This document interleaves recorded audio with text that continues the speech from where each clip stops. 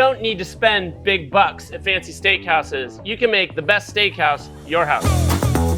There are hundreds of steaks out there. They all have their own unique properties, and many of them need specific cooking methods. Today, I'm here with Master Butcher Kevin Smith, and we're gonna talk through our favorite 10 and how to cook them. Our 10 steaks here are ranging from very expensive trophy cuts to super cheap value cuts, and some in between that Kevin's gonna custom cut.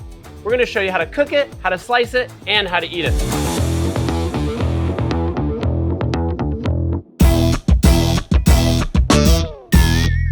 Tenderest, most tender of all the tender steaks. It's so tender that every cooking technique makes it tougher.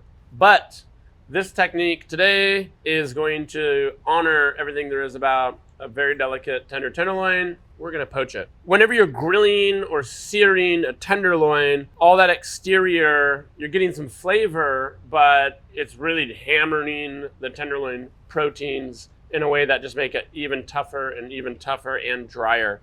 So there's not a lot you can do to tenderloin to make it more tender, but poaching it will ensure that it stays as tender as possible. I'm gonna show it on the control-free comb, and it has a probe and it's very delicate, but you can do this on a stove as well, or on even a dumb stove with no controls really. You just have to really monitor the temperature of the poaching liquid. And we're gonna do precision poaching. So really monitored low temperature, about 140 degrees Fahrenheit. A 1-inch fillet is gonna take 25 minutes to poach maybe, and you slice it and serve it. First thing I'm gonna do is get my poaching liquid together. I just wanted this to be something really simple, cool technique that you can try at home real easily. Off the shelf broth. If you can, get a low sodium one. Low sodium one will just allow you to have more control over the salt at the end of the day. So broth goes in. I'm gonna use the whole thing, and then I want even more punchy umami, so I put a ton of Maggi in. And you can experiment with other savory stuff or more beef bouillon, but it ended up being a quart of broth and about 30 grams of Maggi. I'm gonna use the probe control for the Control Freak, just because I can. But if you just had any thermometer, you'd be golden. So whatever thermometer works. I want probe control 140, and I'm gonna do medium heat. Again, I am cooking on this, but you can totally do this technique on a regular stovetop. The only thing you need is a little thermometer to make sure your liquid doesn't get above 140 or so. You're gonna have some fluctuation in temperature, that's okay. But I want a poaching liquid about 140 to poach a tenderloin. That'll be a core temperature of 120 or so. And again, it's preference. But here we go. I've got tenderloins. I didn't even throw salt all over them because this is broth and we're gonna add salt later. So you don't need to salt them. These are ready to go. I've got herbs to finish. All I'm doing right now is waiting for broth to come up. It says it's 116. I can put them in now though. The main reason I wouldn't put them in now if I was on a regular stove is you don't know if your broth temperature is like on its way up. So what you want to do is wait for your temperature to stabilize, because you don't want to put the tenderloin in and then it goes to 175. Then it's going to make a gray rubbery tenderloin. We just want it to be 140. So you want to wait for it to heat up, stabilize, then we can drop our tenderloins in. Put the lid on. It'll help marginally. We're close enough. We're 139, 140. Tenderloins go in. You ready for this? I don't trust them. These are small, but also I don't like the weird line around them, and then you have to untie it later. And if you're poaching, they're like neutral buoyancy, slightly negative buoyancy. And so there's no reason to trust them. They're just gonna hang out, So that's it. So the steaks are in. This is the leanest, from a fat perspective, the leanest steak and the leanest steak recipe. We're not even gonna add butter to the sauce, none of that. So the broth is fat-free. Tenderloin's like hardly any fat in it at all. And when we finish the sauce, there's gonna be like no fat in there. I'm just saying that because tenderloin's really lean dish, and sometimes you can add cream and all this stuff, and that's great. But this one, I'm just honoring the tenderloin the most. That's why I chose poaching technique. So it's super tender. It's gonna honor the tenderness, and it's gonna honor the leanness. And it's really freaking good. Really high umami too at the end. So these just poach. After say 5, 10, maybe 10 minutes or something, take the temperature. If your poaching liquid is actually 140 degrees, the steaks aren't going to cook more than 140 degrees. I'm doing hotter than core poaching because I want to speed up the poaching a little bit. So I want to take 20 to 30 minutes. I don't want to wait around all day. But I also want, a rare steak for filet. So I'm going to check them and probably pull these at 115, 120 because I don't want to go that hot, You could do a cooler poach too. It'll just take you longer. So I found after all the trials I was playing with, 140 is a nice temperature to get you gently to say a rare or medium rare, and you're done. I'm going to throw a little bit of thyme in there just for the super aroma of it, and there's like fresh oil in the thyme. You don't need to mix it in, just put it in like a tea. That's going to add a lot of thyme flavor. You can add any aromats you want, but what I wouldn't do for this poaching technique is add tons of herbs and tons of garlic and tons of stuff. That's really the flavor's not going to come out over a short poach, and that flavor's not going to stick to the meat, despite what you might think. And then a lot of that stuff is going to get in the way of having like a fluid environment where they can evenly cook, and they're also going to leave a lot of texture and funny marks on them. If you put a raw tenderloin, it sits on garlic, and then it cooks, it's going to have like a garlic there. The other thing I do with this poaching technique is give them a little stir, meaning flip them around, even though it is a nice poaching liquid and they're kind of free-spirited in there. If they hang out on the bottom, the bottom of most pots there is going to be hotter than the top of the liquid or the average liquid temperature, and you don't want them to just overcook on the bottom. So I just give them a little movement every once in a while, nice and easy. And if you really wanted to, you can put a lid on. It'll just keep some of the heat in there. Okay, tenderloin's poaching. It's almost done actually. So I'm going to start working on the sauce, but I want a bunch of fresh green in there too. So I'm going to do delicate parsley. You could do chives. You could do super tiny chives, super fine tarragon, super fine chervil, all the fines herbs. You can also put some more aromats in there. You can roll the whole pile up like that. And then you real fine go through this whole pile. Nice and fine shreds. I'm just going to keep running my knife through it. When you're cutting herbs too, anytime you want to cut any herbs, as a classic mistake people make is like just up and down. You really need to be forward and back. Okay, dun dun dun dun. Tenderloins. They're hanging out. They're being tender. They're done. These are more done than I want. These are 125, 128. So I'm going to start making the sauce. On the Control Freak home, I do 390. But at home, probably not going to really know the temperature. You just go for it. So first thing, sugar. So we don't want a sugary sauce. We want some sweetness. It's about 5-6 grams of sugar. We want some sweetness, but we mostly want body, like that. That would normally come out of like carrots and onions and all that good stuff. So I'm going to burn it. It just takes a second. You can see it's already starting to burn a little bit. It's good. It's starting to get a little burn in the edges. And again, I don't go to caramel like light brown because it's going to be sugary and caramely.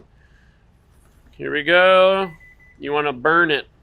See, that's pretty darn burnt. Here we go. Ready? And then stop the burning. We don't need a lot of sauce. Resume cooking. Not on 390. Let's go a little lower. See, the color's like darker already too. All these broths are different, and I got low sodium, so I just give it a taste. Definitely need salt. Salty salt. You'll notice the tenderloins too. I just took them off the heat if you're at home, any stove, If you have another control freak, you could put it on that one or whatever, but just put it off to the side. There's enough to keep it hot for a while, you know? So it's just being warm over here while I finish the sauce. Okay, I like a lot of gelatin. I like it like, but you can decide how much you want to put in there. I'm not cutting it with anything, so you don't want to just throw a big pile in. You kind of want to bloom it. It's called like sprinkling it on top, you know? So layer on top. Make a mess. That's one pack. I'll let it start to dissolve a little bit. I'm gonna do another pack. This is also a lot of protein. You know, gelatin is like pure protein, so it makes it a little bit healthier, a little more protein, more umami for sure, and it just has that nice mouthfeel. I'm a big fan of adding like powdered gelatin to cheap broths or extra stocks. It's nice, adds more umami, more protein, more mouthfeel. Okay.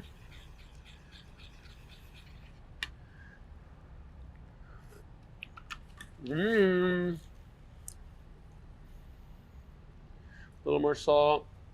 I think that sugar went a little too far because I was showing camera. I'm gonna add a little more sweetness and a little more salt. I need like one more pot or a bowl or a cup or something. What I like to do is take a sieve. Here, I'll crank this guy up, boil it. So the sauce is done as far as flavor goes. You could add another pack of gelatin too if you want. It'll make it just that much more mouthfeel.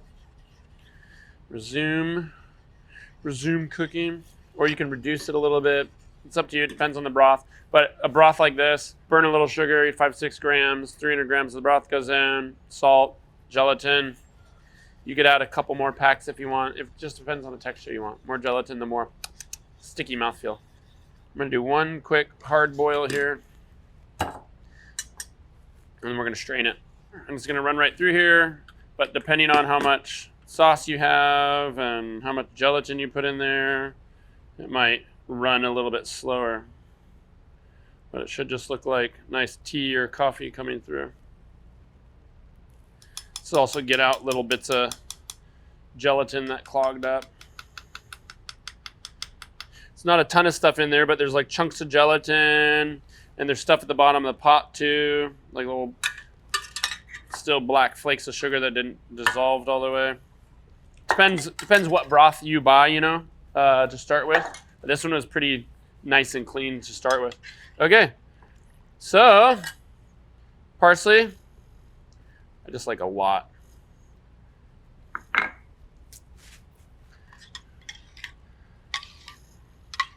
And that's the sauce. Okay, this is the last thing. We're ready to serve poached tenderloin. It's super tender. However, I'm gonna put one here. I'm gonna put one here. You see if the poaching liquid's ever too hot to put your fingers in, it's like destroyed the tenderloin, and it's already gone overcooked. Should be nice mellow temperature. Here's what I'm gonna do. I'm gonna serve this very quickly, but right now they're like a perfect 130 degrees. See how tender these look? Look at this. They're gonna be like hard to slice because they're so tender, and that's a good thing. That is like super jiggly. There's no grilled tenderloin or seared tenderloin that'll ever be that tender. Because when you cook tenderloins traditional ways, they get tougher. But these are super, super gentle, super delicate. I don't want to put my tenderloins on cold plates. I'm gonna warm the plates up. But what I'm doing here is I'm gonna bring this broth to a boil, like an actual boil. And just to get a little more heat on these so you don't serve cold tenderloin, we're gonna do like a 2-second dunk, slice it, serve it. That's it, we're done. And you'll notice I pulled these guys out. I'm not leaving them in and turning the temperature up because that'll overcook them. Take them out, crank this temperature up, like I'm cranking it, come on, all the way. And once it's nice and hot and boiling and you're ready to serve, I'm gonna dunk them for literally 1,000, 2,000, 3,000, and that's it. And it will slightly perk up the outside of them too, because it'll be a different temperature, a hotter temperature, so the proteins will perk up. That'll make it easier to slice. It'll make it a little bit snappier. It'll be super tender, but a little bit snappier, so it's a little contrasted texture. And then it'll be hotter on the plate too. Now that we're cranking up the temperature, now the broth's actually starting to get cloudy because there's proteins in there that's called like aqueous phase solution when the proteins are basically emulsified into liquid, but now they're coagulating in there, so it's getting cloudy. I didn't want to put 2 tiny tenderloins on cold plates, so warmed up the plates a little bit. So this says it's 212 now. It's not quite boiling, but it's about to start boiling real quick. I just need it about this hot anyway, so real quick.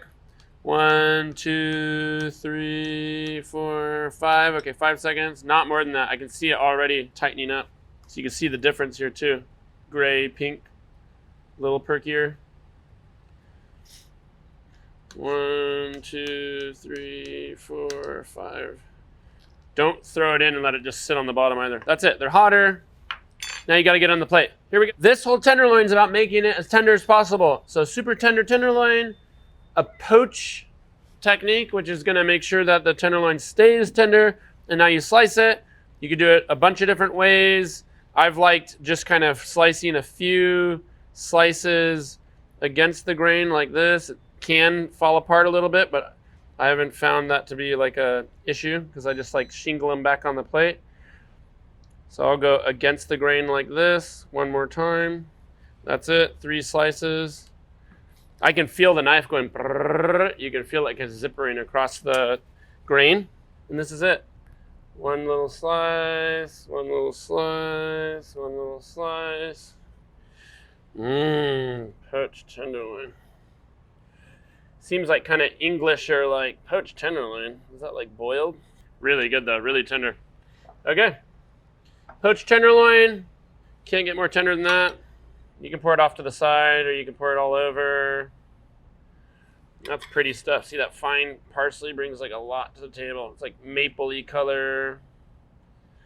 You can hit it with one more little bit of salt.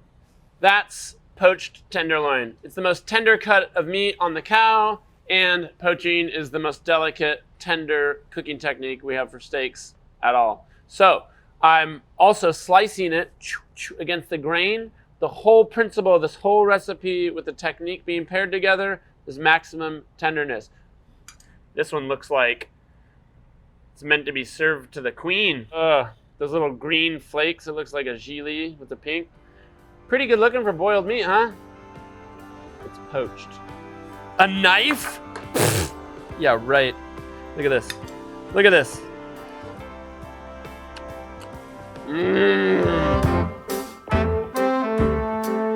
For the New York steak, it's such a classic trophy steak. I'm gonna pair it with a very simple technique. Pan-sear based rest, eat it. It's probably the fastest way to cook a steak out of all the steak techniques for our campaign. New York steaks come in a lot of different thicknesses. I like 1.5 inch thick steak for something like this. I've got my 2 favorite cuts. There's probably 4 or 5 steaks about this good on a full strip towards the front end of the strip. I like them like this because I've got this really nice marbled loin. It can often even get leaner as it goes back to the sirloin. So it's super marbly. From here, you could just throw them in a pan. Folks who do that will be very unhappy with all this fat everywhere. There's also this huge tendon right here that's really chewy. It's like a tough rubber band. You'll never get rid of that. Some chefs or steak cooks trim this tail and then score the fat here. Kinda better than, it's one step better than just throwing the steak in the pan. I don't really like that because it's never really going to fully render, and then you still, under your scored crispy fat, still have this chewy rubber band. Also, this chewy rubber band and the fat cap prevent the actual loin from getting a real nice even sear, because as this rubber band heats up, it kind of chews, it bends and warps, and that will create that cupping sometimes in your steak, so you get those like blonde spots, or maybe one side's bowed and one side's convex. I want a really nice, tidy eating experience, so I'm going to trim this whole thing down right now, show you what I'm talking about. This fat's pretty good. This is thin. There might be some stuff like this this is connected to the ribs here. This is tough, chewy stuff. You can even feel it. It's hard. It's like a rubber band. Connective tissue usually has grain to it. It's because it's fibers, you know? So the fat will just be, and you can even touch it, smooth, but even this rubber band has got fine lines in it. It's all grains. Looking around the steak, this is all pretty nice. This is marbling. This is really nice. I've got some chewy rubber bands here. What I like to do is basically cut all this off. I'm leaving just a teeny bit of fat here on this front end. Everything else, I get rid of. I totally get rid of this. Watch this. This is like blasphemy to a lot of steak cooks and chefs. They're like, no, getting rid of that. It's going to be better. Trust me, it's going to be a lot better. So this guy now has super fine, tender fat, really nice marbled loin. It's going to sear and caramelize really, really, really nicely. And I don't have to get rid of this fat. You can cut it into cubes, all these little guys. You can decide if you want these fat cubes, crispy, crunchy little kind of chicharroni things, or if you want them like supple and succulent, fat little nuggets. You get to choose. You cut through the fat and you run into this tough rubber band. That's going to happen on the plate. You're going to be eating it and you're going to go, oh man, this New York's so tough and chewy. Cut it off before you cook it. It's going to sear better, cook more evenly, and it's going to eat much, much nicer. Same thing. I'm just going to clean up this guy. And then starting on this back end, I'm going to get rid of that full tendon here. All of it. That's fat and that's creamy, and then you see the lines. So that tells you that's fat, that's tendon, those grains that are going through it. Okay, that's it. You can have a butcher do this too when you buy them. You're going to see these like sear up so nice. And what happens now is 100% of the steak is edible on the plate. Same thing, I got some fat nuggets here. So that's it for the trimming. New York strip and tenderloin benefit from a quick cook. So I'm going to do the quickest cook I know, which is cook it in a super hot pan and let it rest. That's what we're going to do. Make sure I have my tools I need. Preheating the pan. I need a spoon for some basting, maybe a fork for turning. Butter, herbs. I like to do garlic and shallot. Cut like almost halfway through, but it's not really halfway through. It's like the top third or quarter of the cloves. It just opens them up and they'll start to caramelize and brown really nicely. And then I like shallot because it makes it like a little sugary and sweet. So I'll take the little ends off. Let's see, shallots are always a little bit different. Cut them that way. Peel this one, sometimes it's tough papery leather layer on the outside to make sure you get some tender, not chewy, lignin-y. Salt. I'm not even going to do pepper this time. Just keep it like herby and sweet thyme, a little Frenchy style. A little bit of oil to start. It's like grapeseed oil, some hot oil.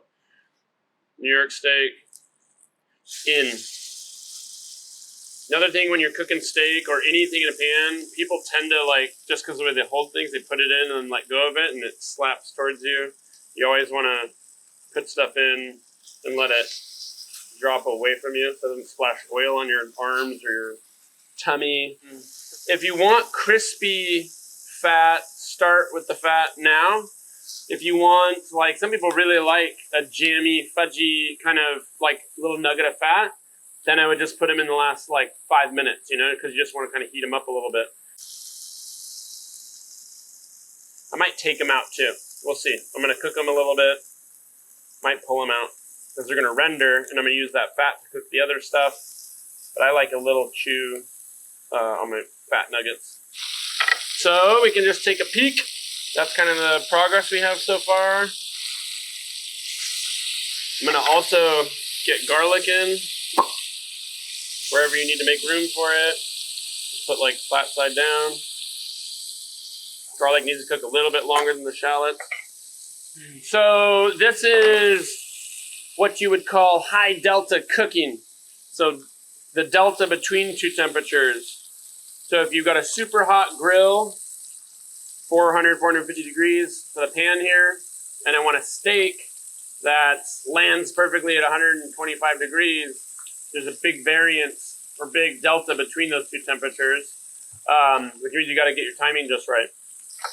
Where sous vide is like, if you wanted the steak to be 125, you put it in 125 water bath. It's like 0 delta or low delta cooking. So I'm saying that because we're going to get a good sear going. We might take them out for a second, but I want to get a good sear. Probably take them out, get butter frying, and then baste the heck out of them, and then rest, and they're done. But I don't want to spend too much time in the pan.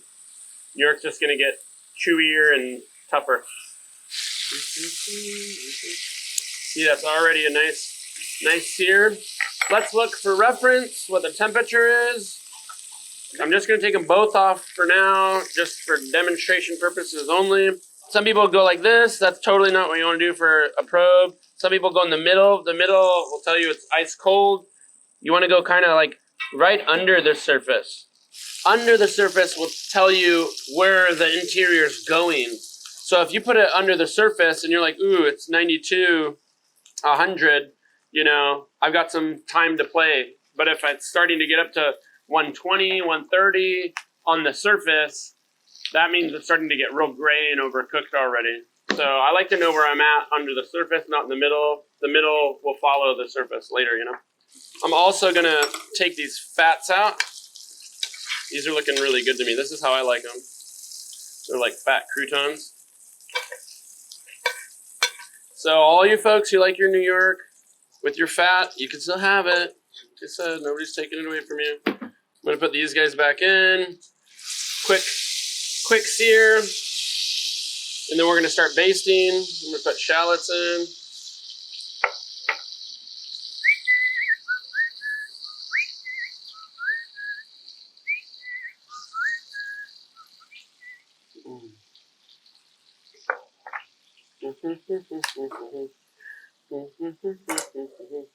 These are be good little nuggets. Okay, one flip. On your initial sear, you don't need a ton of dark heat. It's starting to get a little crust. It's been, what, 5 minutes? I'm going to take these guys out. I'm just going to let them hang out here for a second. They're not done. They're still, you know, probably, I don't know, 80 degrees in the middle or colder, 70 degrees. So it's very raw in the middle. I'm going to get these veggies cooked a little bit, and then I'm going to throw butter in, and I want to get all the moisture out of the butter before I throw the steak in, because if I throw butter in with the steak, it's going to steam, and I don't want the steam. I want browning, I want caramelization. You get some butter going. This is that classic OG technique. The moisture is good for veggies, though, you know? Like all the moisture, that's going to really speed up the cooking of garlic and shallot. It's going to start to turn them nice and sweet.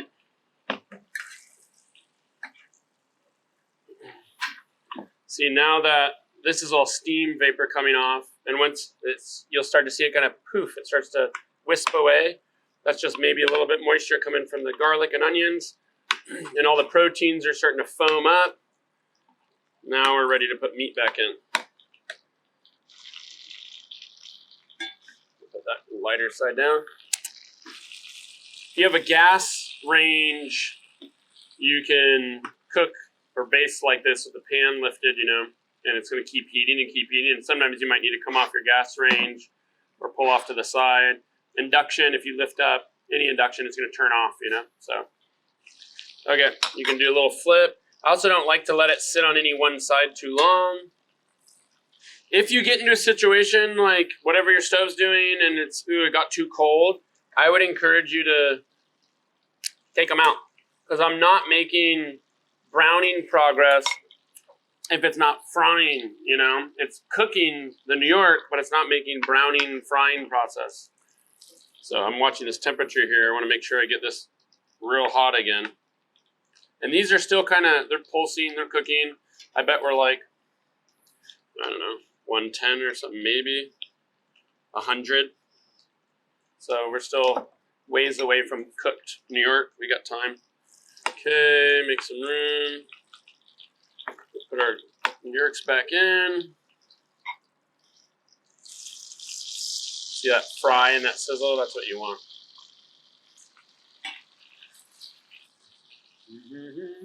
Lots of nice like red amber colors in there. I like that.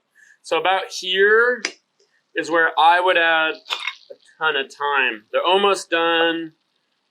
These are a little woody on the bottom. I'm just gonna chop them like that. That goes in. And I even like to put all this, put it all over the steak. Okay, we're probably done.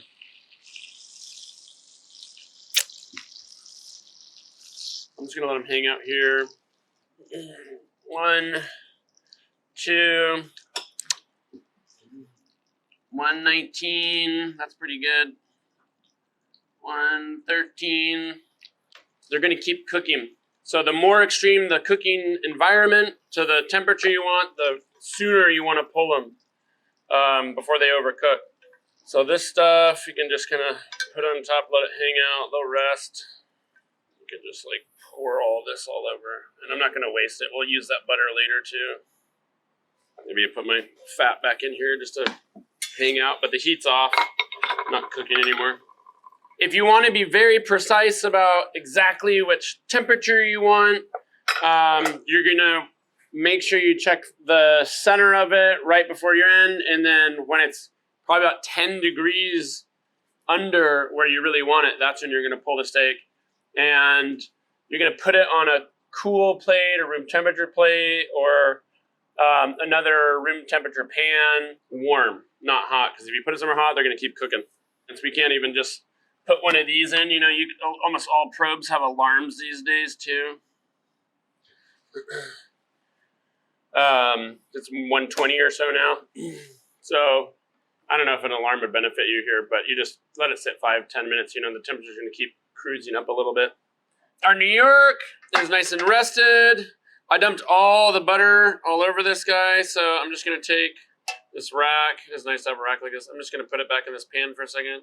I'll heat that butter back up because we're going to want some of it in a second. So, New York, nice and simple muscle grain structure. From here, it's totally vertical or perpendicular to the board. So going this way won't benefit it anymore, won't make it any more tender. So again, I just do like slight bias, always cuts the muscle grain even a little bit shorter. There's no tricky muscles to work around because it's all one nice loin. If you didn't trim the fat cap, you'd have fat here, gristle here, and then you'd have real tough, chewy tendon here. We don't have any of that. It's 100% edible on the plate. We're just going to slice it, serve it, add our little fat crispies. We'll be so happy. Oh, yeah. So, again, New York is kind of between tenderloin and ribeye from like a cooking perspective. Tenderloin, I like very rare. Ribeye, I like more medium. A New York like this, kind of in between, medium rare, you know. All these goodies, I just like to tuck them in and eat them. And then fat nuggets. That's our New York steak, classic pan sear based, yummy. I want some of these fat nuggets. Ooh. Okay. That's our classic New York strip with a classic steak cook in a pan. The only thing we're really doing differently is we're cutting the fat cap off and giving you total control if you want. No fat, crispy fat, chewy fat. It's up to you. Let's try it. Look at that. Little purple. Not bad, huh? For a pan cook, you can see like it's not gray and hammered around the edges. Just a nice little brown crust. Nice even cooking for the most part, all the way through edge to edge.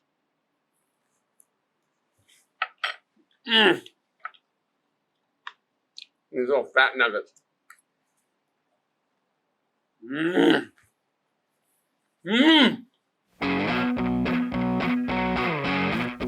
Ribeyes are one of my favorite steaks, mainly because they have a dynamic range of muscles in one steak, which I really, really like. They've got this longissimus in the middle, which is basically the loin or the New York.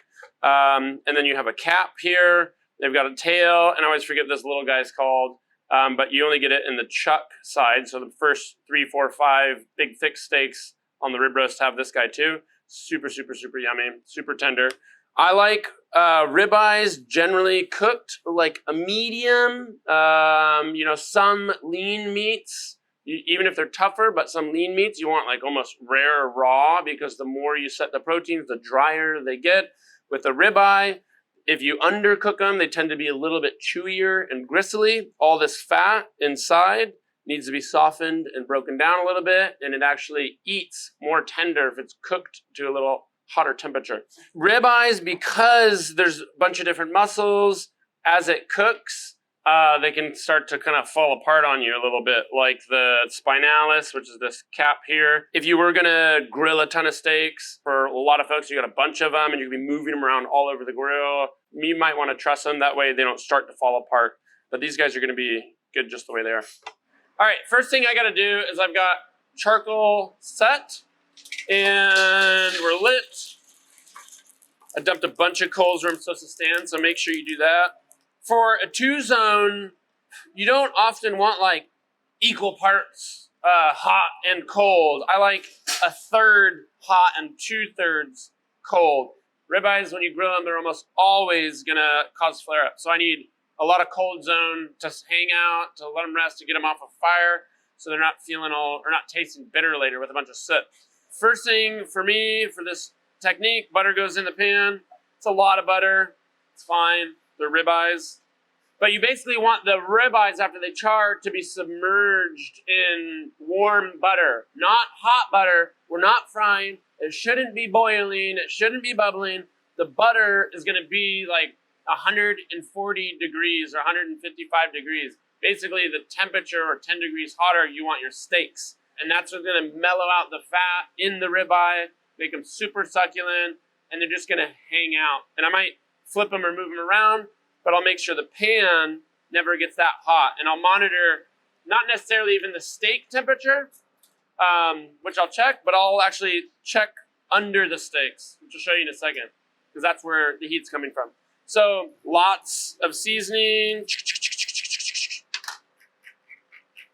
I like to push the pepper into. I like to add my herbs to the butter a little bit later, because the longer they cook, the less fresh they are. So I'll do butter and then steak, and then I'll add lemon and herbs while they're kind of hanging out. Because if I add them now, they just cook more and more and more, and I like fresh herbs. So I'll just wait to add the herbs. Nugget of fat. You don't have to have this, but we just trimmed ribeyes, and this comes off the tail like this of the ribeye. And this guy you can use just a... Ribeyes are so fatty, it's not super critical, you know, but you can keep these too and keep it in a jar and throw it in the fridge for later too, you know. See how it's already catching on fire?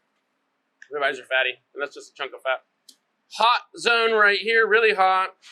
Butter's melting, and I'm gonna have a little bit of extra cold zone here too, and I can even move this away. So I have some landing zone for my ribeyes. So these go on, and they're gonna start flaring up. That's normal, it's okay. It's kind of good.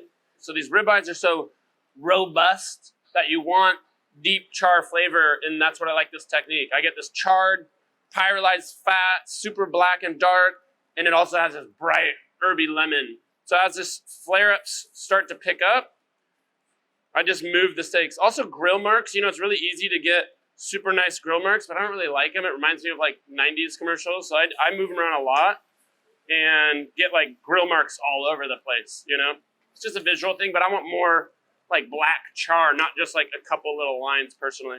So our flare-up's pretty good right now. You want this like mellow smoke, but again, we're not cooking the ribeyes, we're searing them and charring them. So I like to rotate them, flip them around, and as they start to warm up, they're gonna start pouring fat off of them, rendering, and there will be more flare-ups, and that's why you want this zone over here. If you ever are cooking steaks, especially ribeyes, and you start to get that black smoke and big fire, and you see that the steaks are turning black, that's really like a bunch of soot that's gonna be really bitter on the steak. You get them all black, you know, you turn around and you're like, oh crap, I've got all these flare-ups, but the steaks aren't done. You can actually run inside and rinse them under a little warm water, and it'll make a huge difference. So I'm just gonna keep flipping and rotating,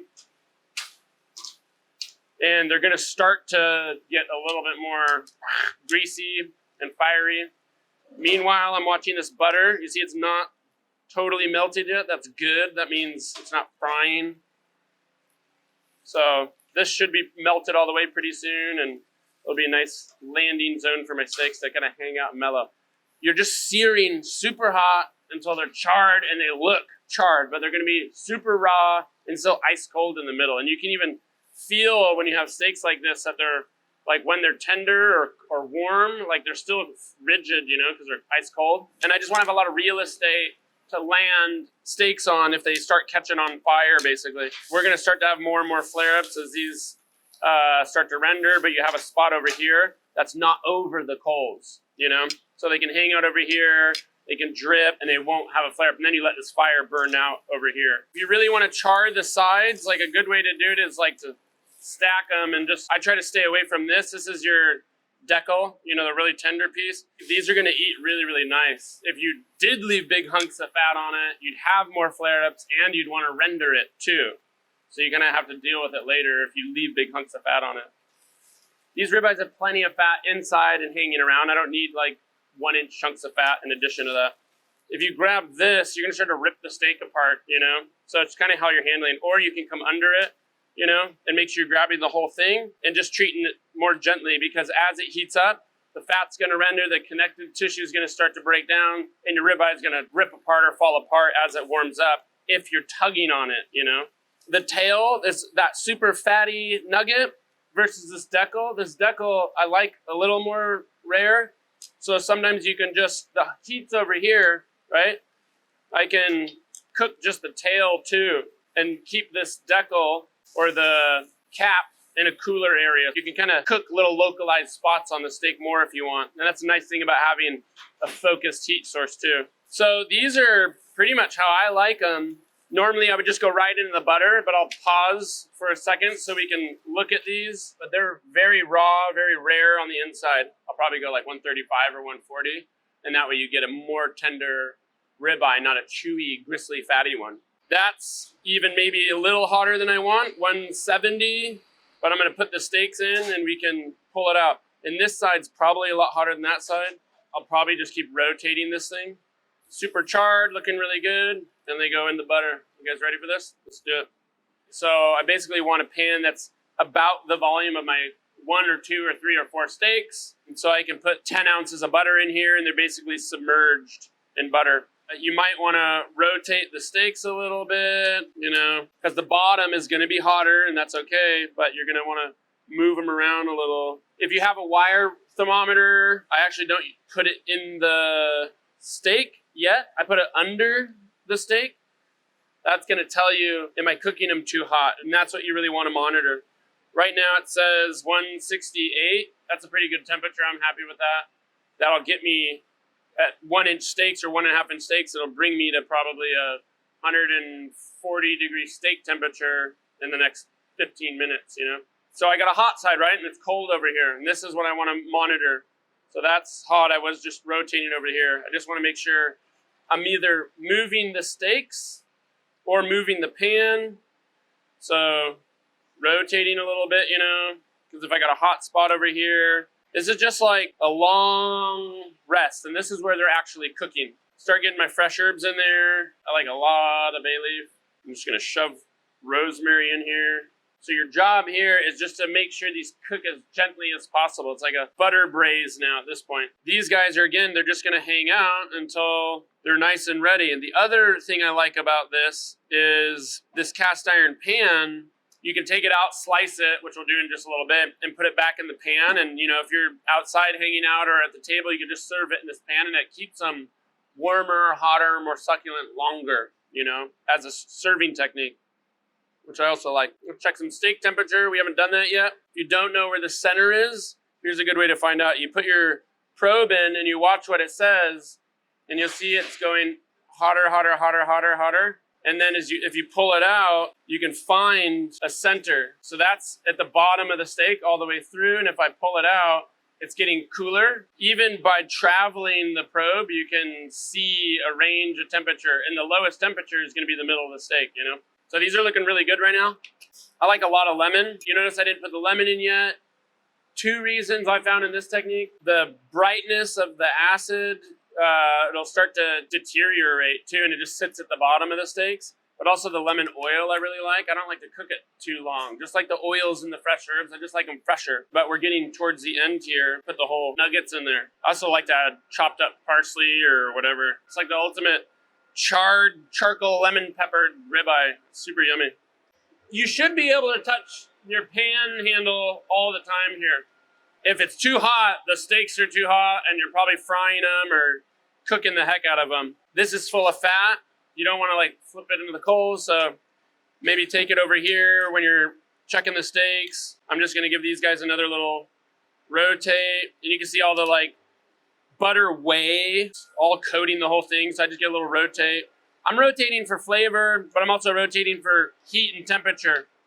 And you could have a much bigger pot with a lot more butter and have the whole thing circulating, but this is kind of like the minimum amount of butter, so they're like totally covered. Probably getting to be about done. 120. This is like the temperature you'd pull in New York. A ribeye, I like it a little bit more because it eats better. At medium, just gonna be more tender and more succulent.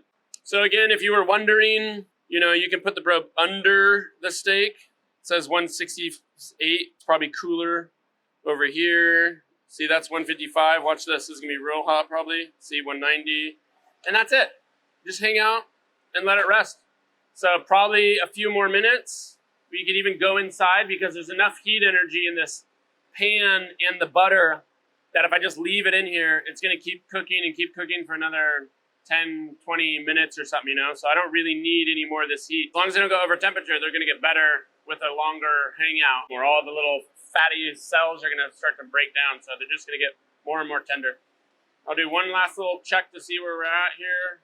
Very centers, you know, 123, 124, 125. And watch if I push it more. That's to the bottom of the steak. That's 140, which I like for a ribeye. We're looking good. Our ribeyes are ready. They've been hanging out, mellowing. Oh yeah. They've got all that whey butter on them. They're hot. These are gonna be like medium, you know, which I like for a ribeye. They're gonna eat better. I'm gonna just take this stuff out, carve the ribeyes, and put it all back in because this is still nice and warm. We've got our longissimus major, our loin here. This is the eye of the rib. Ribeyes used to just be this cut, and this was a rib steak, and this was a rib eye. Now if you just do this, it's called a Spencer, but it's really just a tiny New York. I just like to separate out all these little nuggets. It's really 4 nice pieces of muscle here. Slicing. Muscle grain on all these is straight down. So I usually go a little bit at a bias, just makes it even more yummy. Also, I don't do a bunch of thin slices for some of these. I'll do like nuggets. So I like a nugget for this spinalis, the cap. So I don't stress about perfect thin slices. I think they eat better in like these morsels. So I'll slice them like that. I'll make them look pretty in a second so you can see, but I'm gonna put them back in a pan. See that temperature? That's what I like there too. But this is our, you know, happy 145, which I think is great for a ribeye. It's the best. This main loin, the eye, maybe I'll do like a little bit more strips or slices for that. I'm going a slight bias because you will cut through the grain. Okay, that's one steak.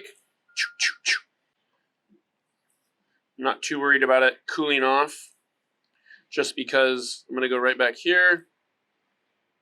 So this is what I like. Some of these pieces will just flip over. This guy can go right back like this.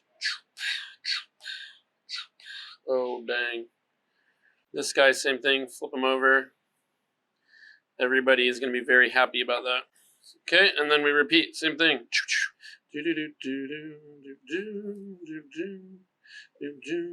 This guy slices, but still bias.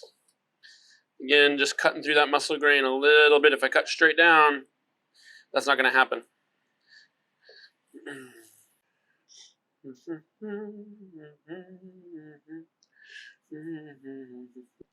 Still warm.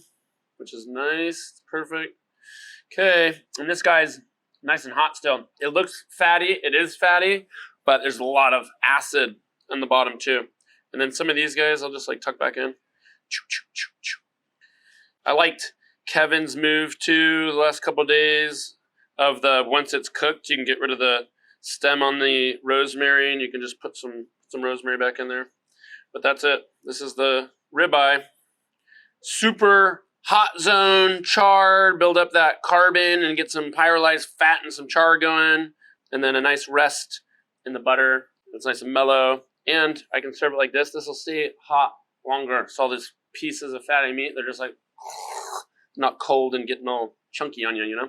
Most foods we eat on average, we like seasoning of like 1% salt by weight to the food. Fattier foods can often be up to 2% salt because the fat is a real salt suppressor. So fatty ribeye, you might want more salt. You know, lean filet, you can get away with very little salt. So I just tasted these. I think it needs a little bit more salt. I don't know where my salt went, but I can salt it at the table too. That's our ribeye.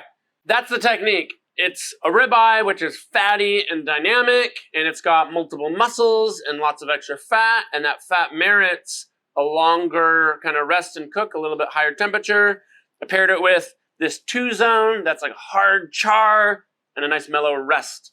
And I just have it with a bunch of fresh herbs and lemon and pepper just to kind of mellow out all that fat and char. It's a really, really beautiful recipe and technique. You can do it with other hunks of meat. It'll work great for all sorts of fatty, cheap pieces of meat. But that's our 2-zone ribeye. It's kind of like a charcoal lemon pepper. It's really yummy stuff.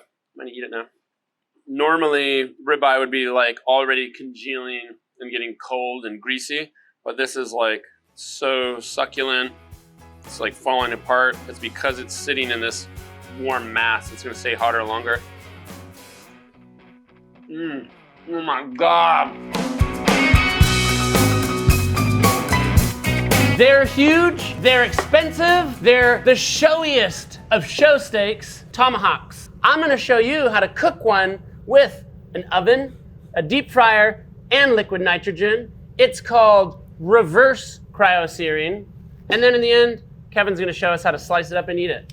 The first step is a precision cook. This is a 2-inch steak.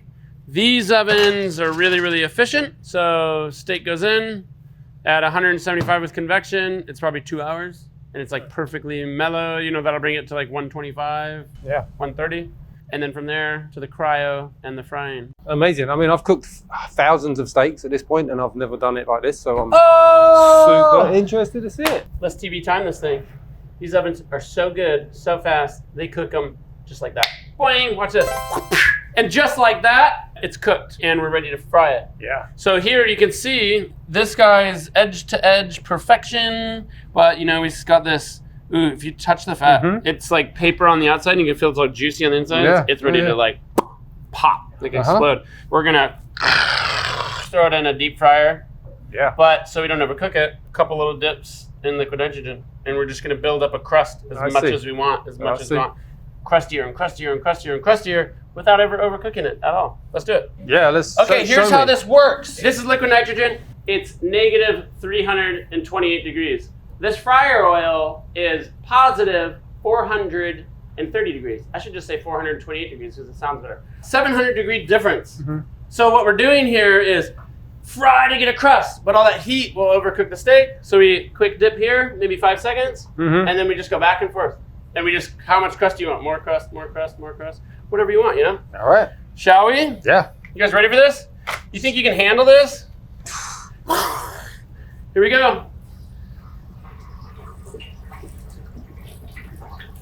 1, 2, 3, 4. I should say the burner's off. There's no propane burning. Even when I'm doing this, it never gets more bubbly than this because this whole exterior is dried, you know?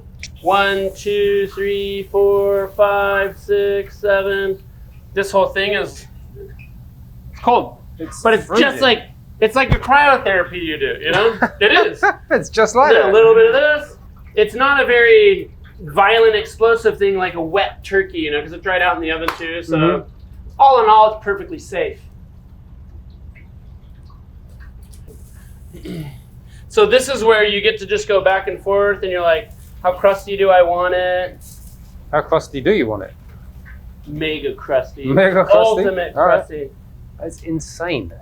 Yeah, it's all It glazy just straight and up sticky. froze it again. Yeah, just on the outside. This is wild. Yeah. Wild. So this is our third dip in oil. How many do you normally do? 4 or 5. 4 or 5? As much as you want. So why don't we just do like one more or something? I don't know, 1 or 2 more. Let's take a look. Yeah. We have our reverse cryo-seared tomahawk. Yeah. Crispy, Yeah. crispy. Let's slice it up and eat it. Yeah, I'm just gonna cut this one up the way I would eat it at home. So I'm just gonna take this whole thing off the bone, coming down. Wow, it looks okay. Look at that, look at that. Woof. And you know, I'm just gonna go slightly against here, keeping all these lovely fatty pieces up here. Not getting too crazy. It's got a really good crust on it, I can hear it. Just gonna get into that guy. I'm gonna fan this out quickly. Huh? Not too bad, huh? Look at that. It looks good, amazing, huh? yeah, it really does. With the nice bone and the meat. Beautiful. Yeah. I want to eat this. Pinch of salt, good. Sure. It's not gonna hurt. I cannot wait to eat it. I see that some bone. cap that I want. Yeah. I see like that lip that I like the little tail end. Yeah. That, I love this. Yes, up yes, here, yes, the yes, chewy, yes. chewy, I love fatty that. part up here. I mean, the bone. Look at the bone. Yeah. This is a finger meat, right? Yep. When you cut that off, can you Yep. slice that a little bit? Yeah, this Like is do that the- like little stick? Yeah, this is the intercostal meat. Yes. Yes. I Goes- love that. Goes all the way down. Yeah, super fatty. It looks like bacon almost. It does look like Yeah. a piece of bacon. Get down in here. Oh. Let's eat this. Here, I'll try this one. These are the intercostal, you say, like between the ribs? Yeah. I wouldn't turn my nose up at the Montreal seasoning either. Pretty freaking good. That's tasty. Mm-hmm. Some of that seasoning. Good. Oh my God. That's a good piece of meat. Mm-hmm. What'd you think, Kevin? I was very skeptical in the beginning about the whole process, and I think the end result is fantastic. I mean, it looks crispy. It's really perfectly cooked in the middle, and I mean, you changed my mind on it. Yeah, it's, it looks great. I mean, look at the color on it. It's amazing. It's a really cool technique. I love it. Yeah. Cool. Today we're going to cook my absolute favorite steak, which is the porterhouse. This weighs about 3 pounds, can be a little challenging to cook, so I'm going to show you how we like to do it at the shop for the restaurant, and also how I like to do it at home. One of the things we're going to notice is that when we cook this, it's probably inevitable that this tenderloin is going to get a little bit more cooked than the New York strip side, and that's fine. That's totally how it's going to be. You know, you could sous vide it and get everything perfect, but for me, I'm a traditionalist and I don't mind certain things being a little bit more cooked on one side than the other. So this is going to go into a hot pan with tallow. I'm going to finish it in the oven with loads of fresh herbs and garlic, and we'll make a beautiful jus at the end. Before I do anything, I want to get a little score on this fat over here. So just a little, it's again not essential, but I like to score into the fat just to help crisp it up, help make it look pretty on the outside. Don't want to go too deep. I'm not trying to cut into the meat. And when I cook this, I'm going to cook it fat side down first. It's not seasoned. I don't season them beforehand. I feel like that starts to cure the meat, and that's not what we're looking to do. I think seasoning a steak just beforehand is the best way to do it, and also leaving a big steak like this at room temperature is definitely key. The internal temperature of this is going to be a lot easier to get where I want it to be. If the center of it's stone cold, then you're going to be kind of fighting a losing battle. So generous salt on a steak like this. When you think you've added enough salt, you probably haven't unless you're cooking in a restaurant. I'm going to take some tallow into our pan, which is really hot over here. I want to make sure this is getting rendered down.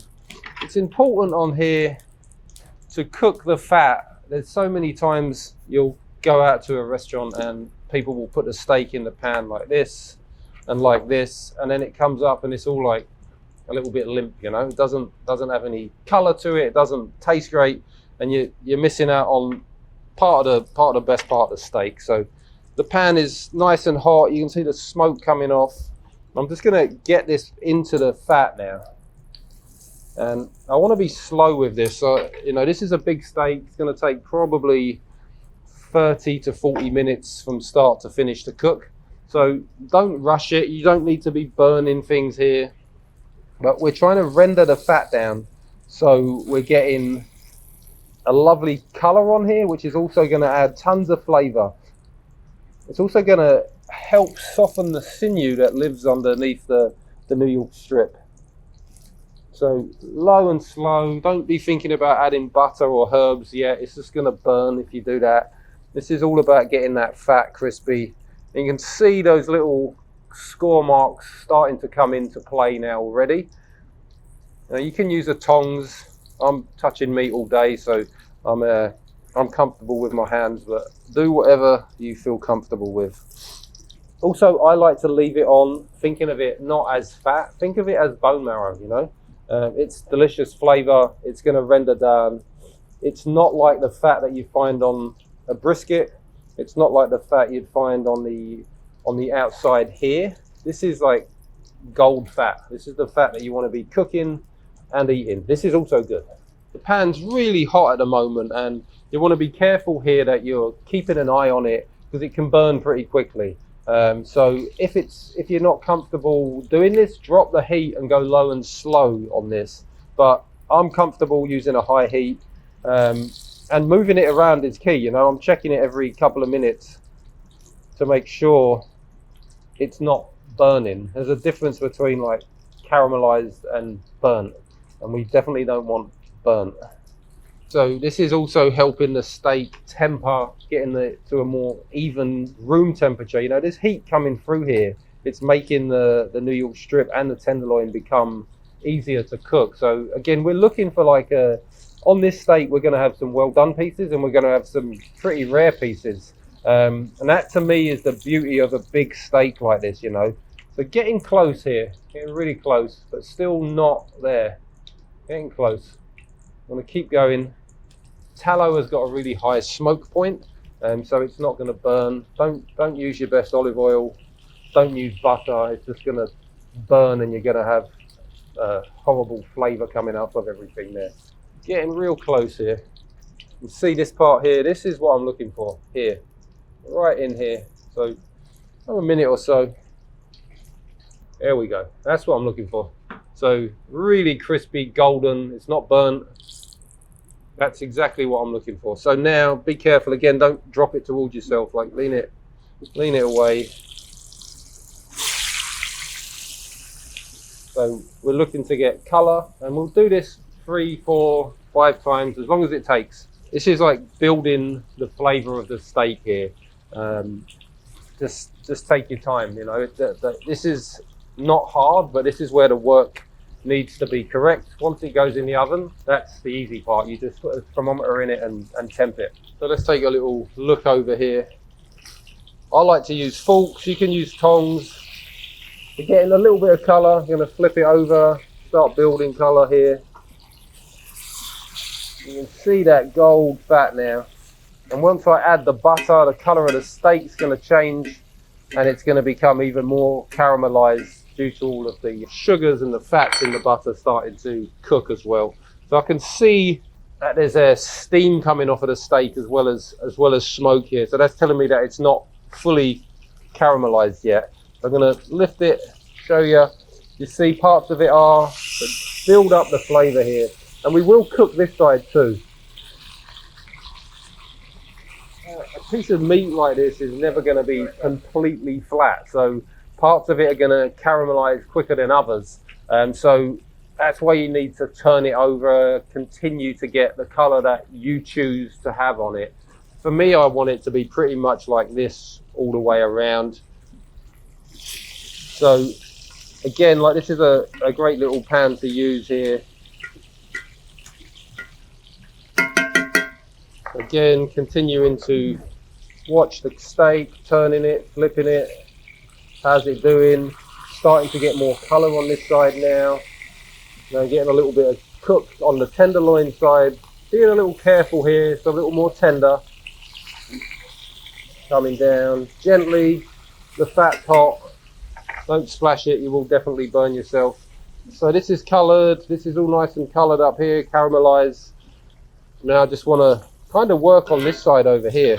You can see also the fat on the outside that we crisped up in the beginning. It's continuing to cook as I poulet this. It's running down in it, getting it crispy. We'll do a couple more flips, see where we're at. Again, coming in. Getting there, building that colour. This part of the steak is a little bit lower down, so we want to get some colour on that in there too. Don't be worried about like developing too much of a crust here. The inside of this steak is completely raw. It's, you know, it's at room temperature in the middle, so don't be thinking that you're overcooking it here. You're certainly not. Let's turn this guy over. So looking in here, this is pretty much there. This is pretty much there. I'm going to drop the heat slightly now, about 3, it's like a medium heat in here now. I'm doing that because I'm going to go in with all of the butter, let the butter just start to slowly melt, leave it. This is again flavour, we're basting, it's getting into all those little crevices, and you can see immediately the colour of the steak changing when you add the butter. I'm not adding the herbs just yet, I don't want them to burn. So I'm going to go in with some garlic now. I've got big chunks of garlic, knowing that they're going to get crispy. You don't want them to become bitter and burnt. You want them to be like nice little chewy little garlicky crisps that you eat at the end. We're going to start to flip it. And we can see on this side now, coming in, amazing colour. Like, look at the colour on this. This is exactly what we're looking for here. Deep caramelization all the way round. Now I feel comfortable getting my herbs coming in. So now that we've got this guy kind of hanging out, resting, going to get all of this in the pan. I'm going to build a little bed so we can stand it up, get it under the thyme, under the rosemary. This is all going to become really, really crispy. This is now ready to go into the oven here. Okay, so steak's been in for about 10 to 15 minutes at the moment. We have one of these fancy thermometers reading about 133 degrees, which is exactly on the medium to rare side. This is important that this guy needs to rest now. So again, we see like amazing color.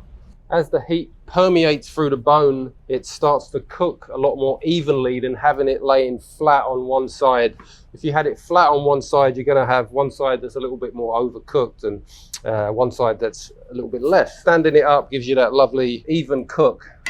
So this needs to rest for a good 10 minutes at least. A general rule that I like to follow is on a big piece of meat, rest it for half the amount of time it was in the oven. So this was in about 10 to 15 minutes. So we'll give it a good at least 7-minute resting period. And then don't waste all of this. This is what we've been building for flavor.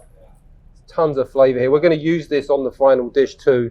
And then get all of this lovely fat and pour it over the steak. And we'll just leave this now for 5 to 10 minutes. It's firm at the moment. It's like plump. You know, it's come out of the hot oven. It's like, ugh. Now it wants to cool down, relax, start to soften, and we'll slice it, carve it, and that will be the best steak, the king of steaks for me, the porterhouse. Yeah. Okay, so this is the big giant porterhouse. Been in the oven, it's rested for a good 10 minutes. I've got all these lovely garlic and rosemary. None of this is going to go to waste. And for me, I like to do these standing up. I like to come down, find that bone, and just leave it fall off. This is the tenderloin coming off, beautiful pink in the middle. I've got my bone that runs up here, so I want to come down, find that bone, and let the knife glide along the bone, and then come around the vertebrae down, take it off in nice one piece. And when we look at this, I'm looking for different textures and different donenesses on here, so I'm just going to cut this how I want to serve it on the plate. I'm going to start with a strip, I'm going to cut it beautifully into these little nuggets of steak here. One of the things I'm looking to do here is get a piece of fat on every bite.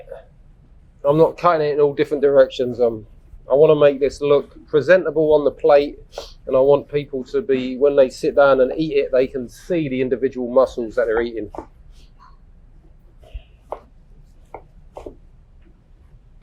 So we'll leave this here, just fan it out. Got our tenderloin, we've got this lovely nugget of fat here. Take that off. Again, think of that as the bone marrow. We got this little side muscle, the psoas minor on here, which is also really good. Tenderloin. For me on this one, I'm going to cut it. I'm not going to cut it in half. I'm going to cut it into a few big pieces so you can see the open grain structure. Don't cut the steak too thick. This is like absolutely cooked perfectly, exactly how I want it.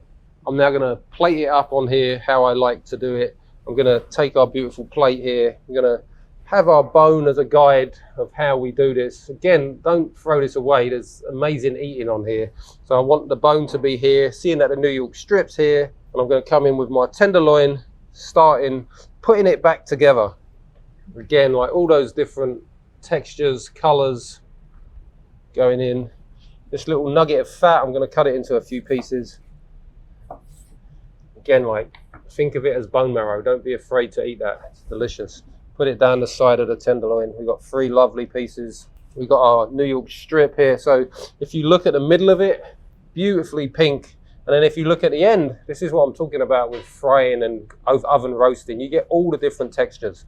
Let's build this again. Crispy pieces at the top, coming down the plate. Trying to make this all fit on. I like to fan them around the plate here. And then get a few pieces in here. And I want to take this little muscle over here, cut this into 2. This is the psoas minor, the tenderloin being the psoas major. This is the chain. It's got lovely little gristly, chewy parts in it. This was actually classically used for stroganoff, this part here. So going in here. Now, all of this lovely cooking jus, we don't want to waste any of that. This is like what we've been aiming for. So I want to take these chewy pieces of garlic, place them around the plate. This is like fantastic for, I mean, you can see how much meat a 3.5 pound steak is going to give you. This is enough for, I'd say, 5 people here. This is one of my favorite things to do, is take this the rosemary that's been roasted and just like peel it off. Get all these crunchy pieces that have absorbed all the steak juices, all the fat. Then I want to take some of this jus over here. We've got beef fat, we've got butter, and then we've got the caramelized like essence of beef that's come out of the beef again in here. So I want to get this over the steaks. Be generous with this. This is all flavor. I don't want to ruin the presentation, but I do want everybody to get the flavor. So as we get down here, look at this. This is the gold there. That's the gold. Dark brown beef jus. And then I want to finish with Maldon salt. Maldon to me is like home. It's England. It's also, I think, the best salt in the world. It's crunchy and it's got amazing salinity. You know, this is, to me, the best steak you can get here. This is the king of steaks. So the steak is all completely done, finished. You know, we started with an entire short loin section, broke it down into these big, fat, delicious porterhouses here. We've got all these different textures in here. We've got the slightly well done pieces. We've got the really rare pieces up here. And we've got this lovely chunk of like tallow that's been slow roasted. Think of it as bone marrow. And we've got the tenderloin over here, the New York strip. Each bite along here has got the beautiful, crispy, fatty skin on here. And just to finish, again, this is not necessary. We got that insane, massive demi that's been slow cooked for like 4 days. And I'm just going to pour this over the meat. And that to me is like the king of steaks there. And the best bite for me is taking the fat, piece of the tenderloin, piece of the rosemary.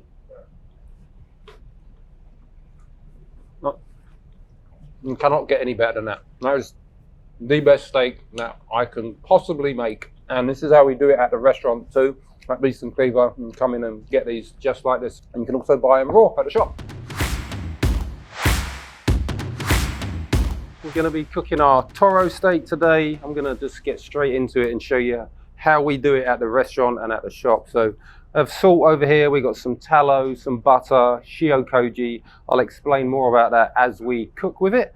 But for seasoning, I always tell people When you think you've added enough salt, add some more.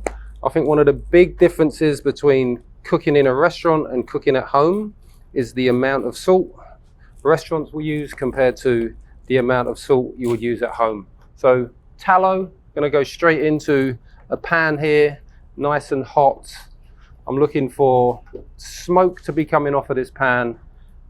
I don't want it to be anything other than a really, really hard sear as it hits the pan. So seeing the smoke come off of the pan is key. I want to get it all around the edges. The toro steak has a lot of fat going through it, so we want to treat this with getting as much caramelization on it as possible. So this pan is smoking hot now, so I'm going to go in, laying the steak away from me. Don't drop it towards you. Drop it in, hear that sizzle, and we're just going to leave it there for just a sec. I don't want to turn it too soon. I want to make sure I'm getting color on it. And one of the things we're going to notice with this is adding the butter will happen closer to the end of cooking. I don't want to do that too soon, mainly because the butter is going to start to burn, which is going to give you not the flavor that we're looking for today. Just want to have a quick check under here, see what it's looking like. So already getting a little bit of color. I'm going to flip it. I like to flip this steak as much as I see fit, probably 5 or 6 times in here. The key is not to be shaking the pan. I want to fry the steak. I don't want to steam it. I want to get crispy caramelization going on here. When the butter goes in towards the end of cooking, I'll turn the heat down, and then the butter's going to add caramelization to the steak as well. You can hear the sizzling of the fat in the rest of the fat here. That's what we want. We don't want to be not hearing this noise. We see here starting to get that lovely color already. Super hot pan. This pan is at 470 at the minute, so if you're doing this at home, you want to make sure your pan is like been on for at least 5 minutes to get it really, really hot. At the moment, it looks like the steak is done, but it's by no means done. It's practically raw in the middle here, so we want to continue to cook it, and I'm aiming to get this to like a medium rare. We don't want to be going too rare on this. We want it to be closer to medium rare. Flipping again, and now I'm going to start to baste, getting more color going over here. And don't add the butter in yet. This is when the pan is screaming hot, and if you start adding the butter now, it's going to burn and you're going to end up with black butter.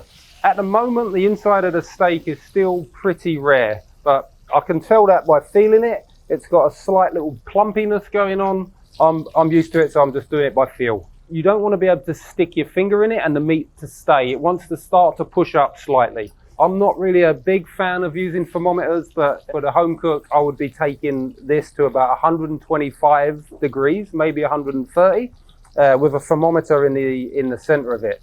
So I'm going to flip it one more time. So that's perfect. I'm going to go in with all of our butter now, and you'll notice the butter's going to start to bubble. I'm listening for the bubbles to disappear. I want them to start, when you hear all of the bubbles happening, you want the bubbles to dissipate and go away. That's telling me that the milk solids are coming out. And you'll see when we start to turn this in a minute, the change in the steak, the color in the steak. Again, flipping now. I mean, look at the color on this now. This is exactly what we're looking for. This is adding flavor. The butter, as you can see, it's starting to turn brown. This is an important stage. You can burn it and it will go too black, which is not what we want. We want a caramelization. So for me now, this steak is done. I'm going to take it out. I'm going to turn the temperature right down on here, and I'm going to leave this guy rest over here for just a sec, and we'll come back to that. While this is coming down, I'm going to take the pan off the heat, and I've got my shio-koji over here. Shio-koji is essentially a cheat code for getting things to taste like umami. It looks like mayonnaise. It tastes absolutely nothing like it. It's a fantastic binder as well. So looking at what I have over here now, I have a pan of butter and fat, all of the juices. I want to take so much of the koji, just put it in, taking it off the heat. One of the cool things about this is it's two Japanese techniques here, you know, like we have a a toro steak, which is essentially, the name is stolen from a classic Japanese cut. And then koji also, you know, has its roots definitely firmly set in Japanese cookery. So, you know, you could serve this with a ton of different sauces, but for us at the restaurant, we love to let it be what it is with koji. And I'm stirring the pan, getting there. Okay, so our steak rested for not too long. This is a technique that I love to do. So you don't want to be cutting it this way. What I particularly like to do with this one is cut it in half with the grain. You can see it's nice and rare in here, very rare still. Now that we're here, I want to cut it as thinly as I can. And I'm going to drop it back into the pan to get the desired cook that I want on this. And this is also going to allow the sauce to get into those open grains of the meat here. Again, cutting against the grain. It's crunchy, it's got a great color on it here. And again, this is one that we don't want to be eating too rare. Some of the steaks we're going to cook them very rare. Because of the high fat content on this, we want it to be a little bit more done. Just like I'm talking a few seconds in the pan here. There's enough heat in the pan to finish what we want. I want to get all of the flavor into the steak. Now I'm done. That's it. So just enough heat there to start plating how we do it. This is how we finish pretty much every steak we do as a toro at the shop. So just laying it up on the plate. When the grains are open like this, it's still got the ability to absorb flavor. This is a fantastic steak. So coming back, I want to take all of this now. And you see the texture of the koji, it's got caramelized, it's sweet, there's all the brown butter in there. And don't be afraid of using all of this, you know, this is pure flavor here. You could go ahead and add herbs and whatever you want to it, but simplicity is what I like to do. Less is always more.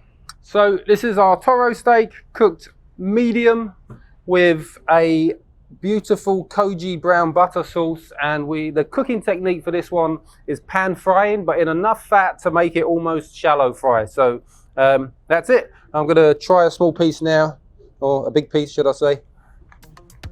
It's amazing. Oh, It's got the richness from the fat, it's got the sweetness from the koji, the texture on the outside. If you can find this, this is one of the best steaks on the animal. Love it. Today we're cooking the picanha, the steak that we cook like duck. It's got this amazing fat cap. It's kind of a similar shape to a duck breast, only a lot bigger. So we kind of treat it like that. We'll score this lovely fat, render it down in the pan, and put it in a dry pan. We don't need much fat because there's all this lovely fat on here. And we'll slow roast it in the oven, finish it with some butter, slice it, and it is an amazing steak. So we've got this extension of the bottom round. This part here would come down onto the back leg. This part kind of sits on up here, so it doesn't do as much work. So it's a lot more tender than the bottom round. We want fat on it, but we don't want that much. So just going to give it a little trim, nothing crazy. You can keep all this fat, you know, render it down if you want, but for me today, I'm just going to trim it down, looking at the fat cap. How much fat do we want on this? See this side here? It's a bit too much fat. It's trimming. You can see there's less fat here. We'll cut in the meat here. And then what I'm going to do is just simply trim this off down here. Again, this is going to go to sausage. Gives me an idea of what I'm looking at for fat cap now. I'm going to square off down here too. A tiny bit more fat up here coming off. Don't want to go crazy. Then, just like a duck breast, I'm going to score the fat. I don't want to score into the meat. That will help render the fat out, but it'll also help tenderize the sinew underneath it. I've got my pan over there at 370, so medium to high heat. Don't want to be crazy because we're going to render this low and slow in the pan. So you can see kind of the duck breast thing going on here. I'm going to season this up and get this guy going into the pan. Sometimes you'll come across these with all the fat trimmed off. You're going more into like a culotte steak there. For this technique, you want to leave all the fat on. Cooking this fat down, rendering it out is going to create so much flavor. And thinking of it like duck breast, you know, like when we cook duck breast, we want to cook the skin and you start to see the meat turn color. And then typically we'll flip it over and just rest it in the fat. And that's going to allow the meat to rest and continue to cook. The pan is on, it's medium heat. I'm going to get just a little bit of tallow. We don't need much because we're going to render some. I don't want it to stick either. So generous salt. Again, one of the big differences between home cooking and restaurant cooking is the amount of salt that we use in restaurants is a lot more than what you probably use at home. You don't have to use as much salt as we do, but if you're doing something special like this, then make it taste as good as you possibly can. Get it in this pan, it fits perfectly. I'm just going to leave that there for just a second. What we want to be doing with this is creating color on the pan and on the steak, but you can see it's going to take a lot of time to do that. So I don't want a screaming hot pan. I'm actually going to turn it down a little lower, and I'm not adding any butter or herbs or spices at the moment. I just want the fat to develop flavor, soften, and start to render out those natural flavors that are inside the fat. So slow and low. And when we cook this in the oven, we're going to cook it fat side down as well, just like a duck breast. And then what we're hoping for is to have a really crispy skin that's rendered. Some rare meat on this side, some more crispier, well done meat, medium done meat on the other side. So we will obviously turn it over to get some basting going on it, but not yet. This is a slow process. The pan's at what I think is the right temperature, 360 over here. And you can see, like, the steak is never going to be completely flat and even, so certain parts will caramelize quicker than others. So I want to be like moving it around. This is going to take me a good 10 minutes here. So I'm like bending it slightly to get all that fat coming out of the meat so we get the color going on it. I can see where it needs to be done more, cooked more. We're starting to see where we're going with this now. Looking like a really nice giant 50-pound duck breast. So you'd be really tempted to like turn up the heat and rush this, but that's not what we want to do. We merchandise it two different ways in the shop. We sell the whole muscle as a picanha, and if we turn it into a steak, we cut it against the grain and call it a culotte, which is essentially the French name for that particular steak. Really starting to look like a duck breast now. And when I'm thinking about duck, you know, I'm thinking about stuff like star anise, cinnamon, garlic, some fresh laurel bay, amazing flavors, but we don't want to put those in just yet. So the reason we're doing this is to really render out the fat, right? There's still a lot of fat left in this chunk of fat on the outside. You can see that I started with hardly any fat, and now there's like 3 or 4 tablespoons in there already. So you'd be tempted to wanting to start basting the raw meat here. And I mean, if you do, it's not the end of the world. It's I just like really treating this like duck. You can see up here, it's a little bit floppy still, the meat. It's like, this is looking great here. Right, if you look up here, it's a little bit limp, it's a little bit grey. When I'm picking it up, I'm trying to pick it up by the meat and not damage the lovely little score marks we have. Again, really close now, really close. Another couple of minutes and I think we'll be there. The meat's starting to get coloured around the outside. On the inside, it's still completely raw. So don't be fooled again that this is done. It's completely raw up here. Now I'm going to turn it over. Come in with all of the butter. Because I think this is exactly where I want to be. And this is when I want to start basting with all these lovely... Going to put the bay in at the end. Basting, getting all the flavour into the fat. So now I'm going to turn it over and it's going to be ready to go into the oven. So skin side down, take these lovely fresh bay. Amazing flavour if you can get your hands on fresh bay. It's so different than the dried stuff. Get some spatters going as it cooks out. It's kind of like vanilla, lime, really amazing flavour. There we go. Got the oven at 300 over here. Gonna go in. I'm gonna use a thermometer and cook it till about 140-ish degrees on this one. I don't want to go too rare. Again, we're looking for some different type of textures going on. We want crispy skin. The top is going to be a little bit rarer than the bottom because of the extended cooking time.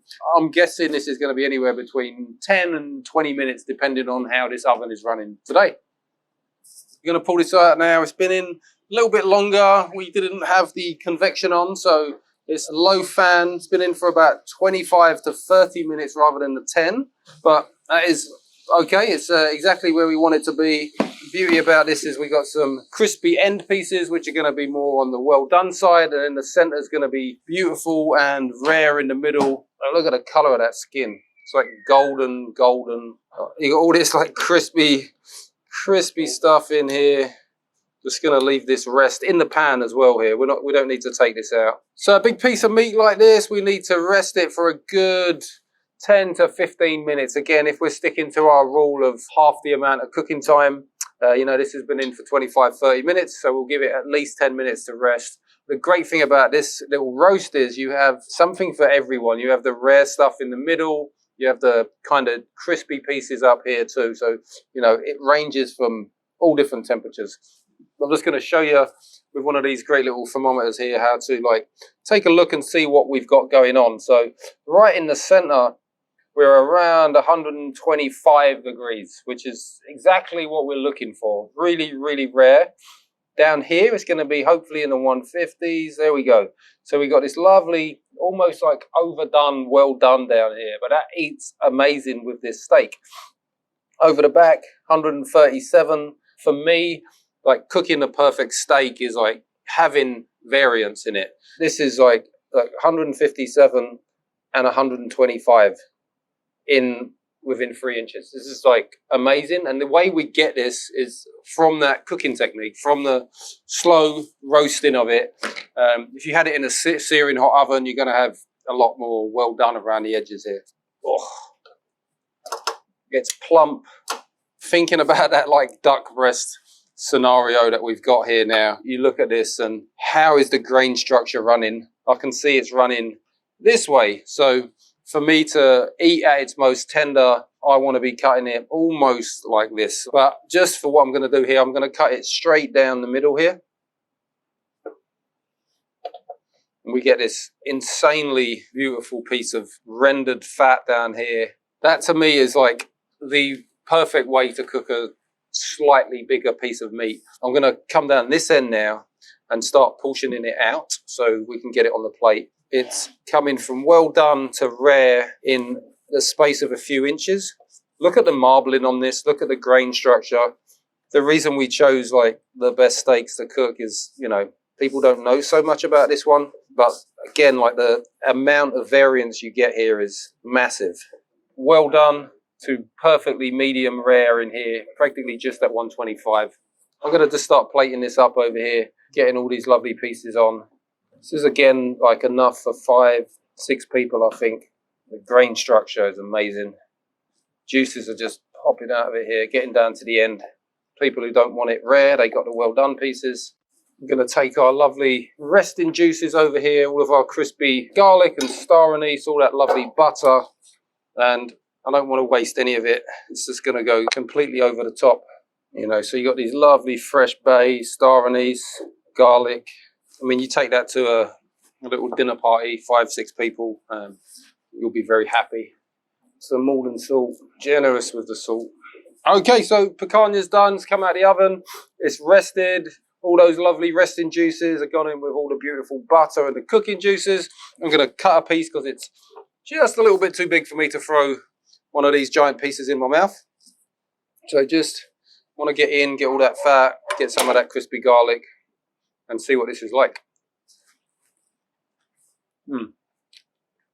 It's got so much flavor, so much texture. It's almost like eating a medium rare brisket. It's insane. You got that really, really fatty cap up here, pink, well done on the outside. It's amazing. So tender. I wouldn't cook it any other way than like this. I mean, change up the spices by all means, but render that fat, slow roast in the oven. Delicious. The other great thing about a steak like this, they go for $18.99 a pound. This is enough to feed at least 6 people here, you know, so easy to do, really, really versatile. You can overcook it, you can undercook it, and it's still going to be really good. And that's how we do the picanha.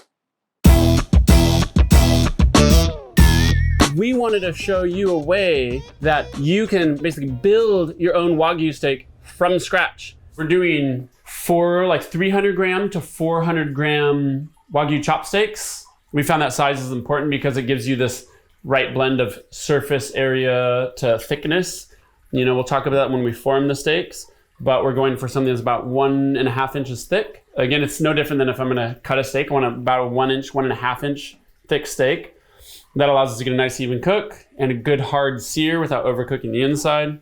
For the Wagyu chop steak, we're gonna do this real fine die right here. This real fine one is about 3 millimeters. The reason why you want a fine die for the chop steak is the goal is not to make hamburger, which is like kind of crumbly and bites apart real easy. I want to make a steak, and a steak I should be able to cut with a knife, and it should have like a little bit of chew to it, right? And for what I'm going for here, it's a good thing.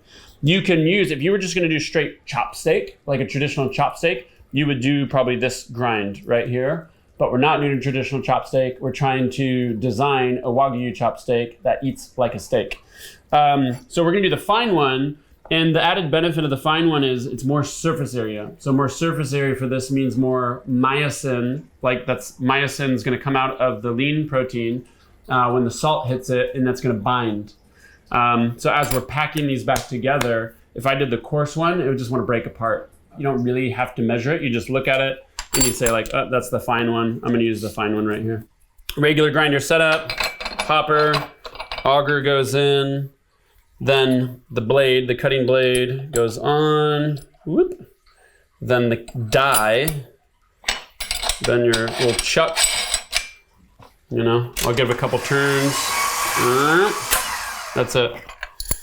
So you usually want these super cold, so you can put it in the freezer, you can put it in the fridge. The meat you don't actually want frozen because it doesn't move through the auger. You want it just chilled as much as possible. I'm gonna turn on my grinder here, and then I'm just gonna start to mix up a little bit.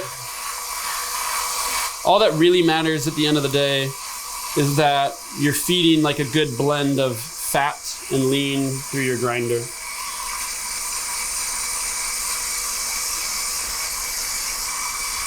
The other thing with this Wagyu chop steak and this grind is even once it's ground, we're gonna mix it a little more.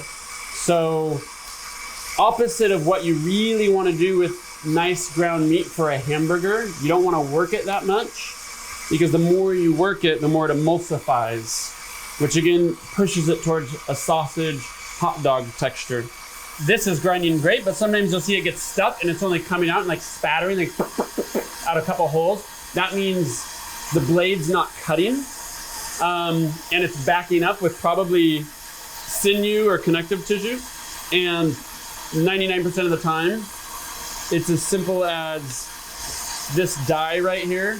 You gotta tighten it a little bit more. And if you tighten that more, it pushes the blade against the die and it starts cutting just fine. Ba, ba, ba, ba, ba, ba, ba.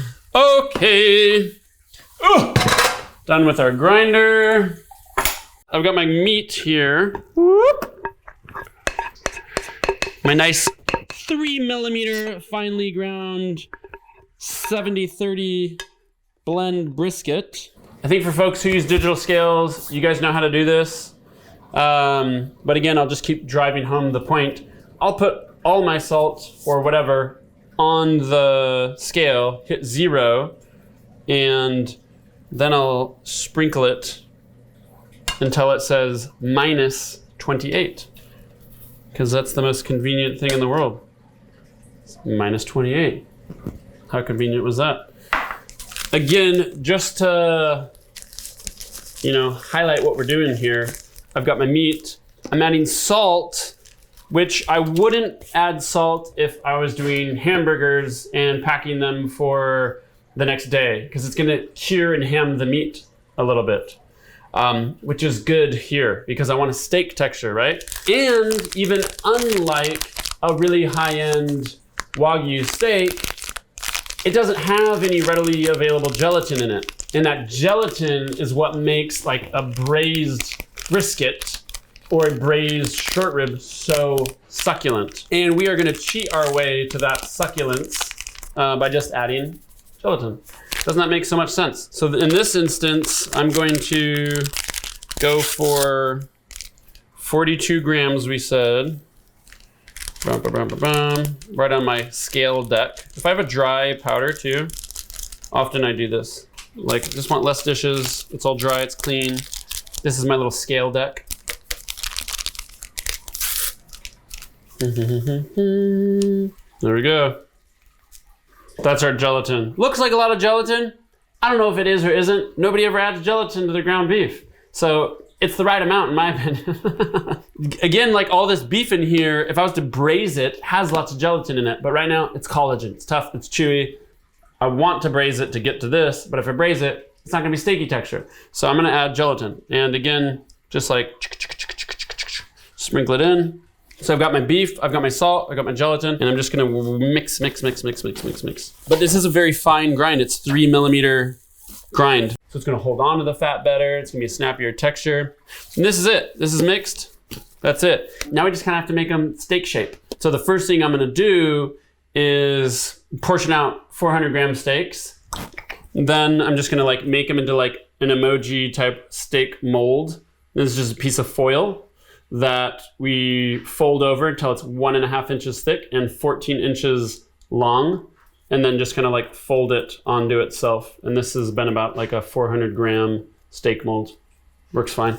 The reason why we're doing our 400 gram steaks, which is like, yeah, that's a big steak, is because I want that surface to mass ratio. You can back them down to about 300 grams, but if you just want to eat less, I would still make these the same size, cook them, and just have half of one, you know?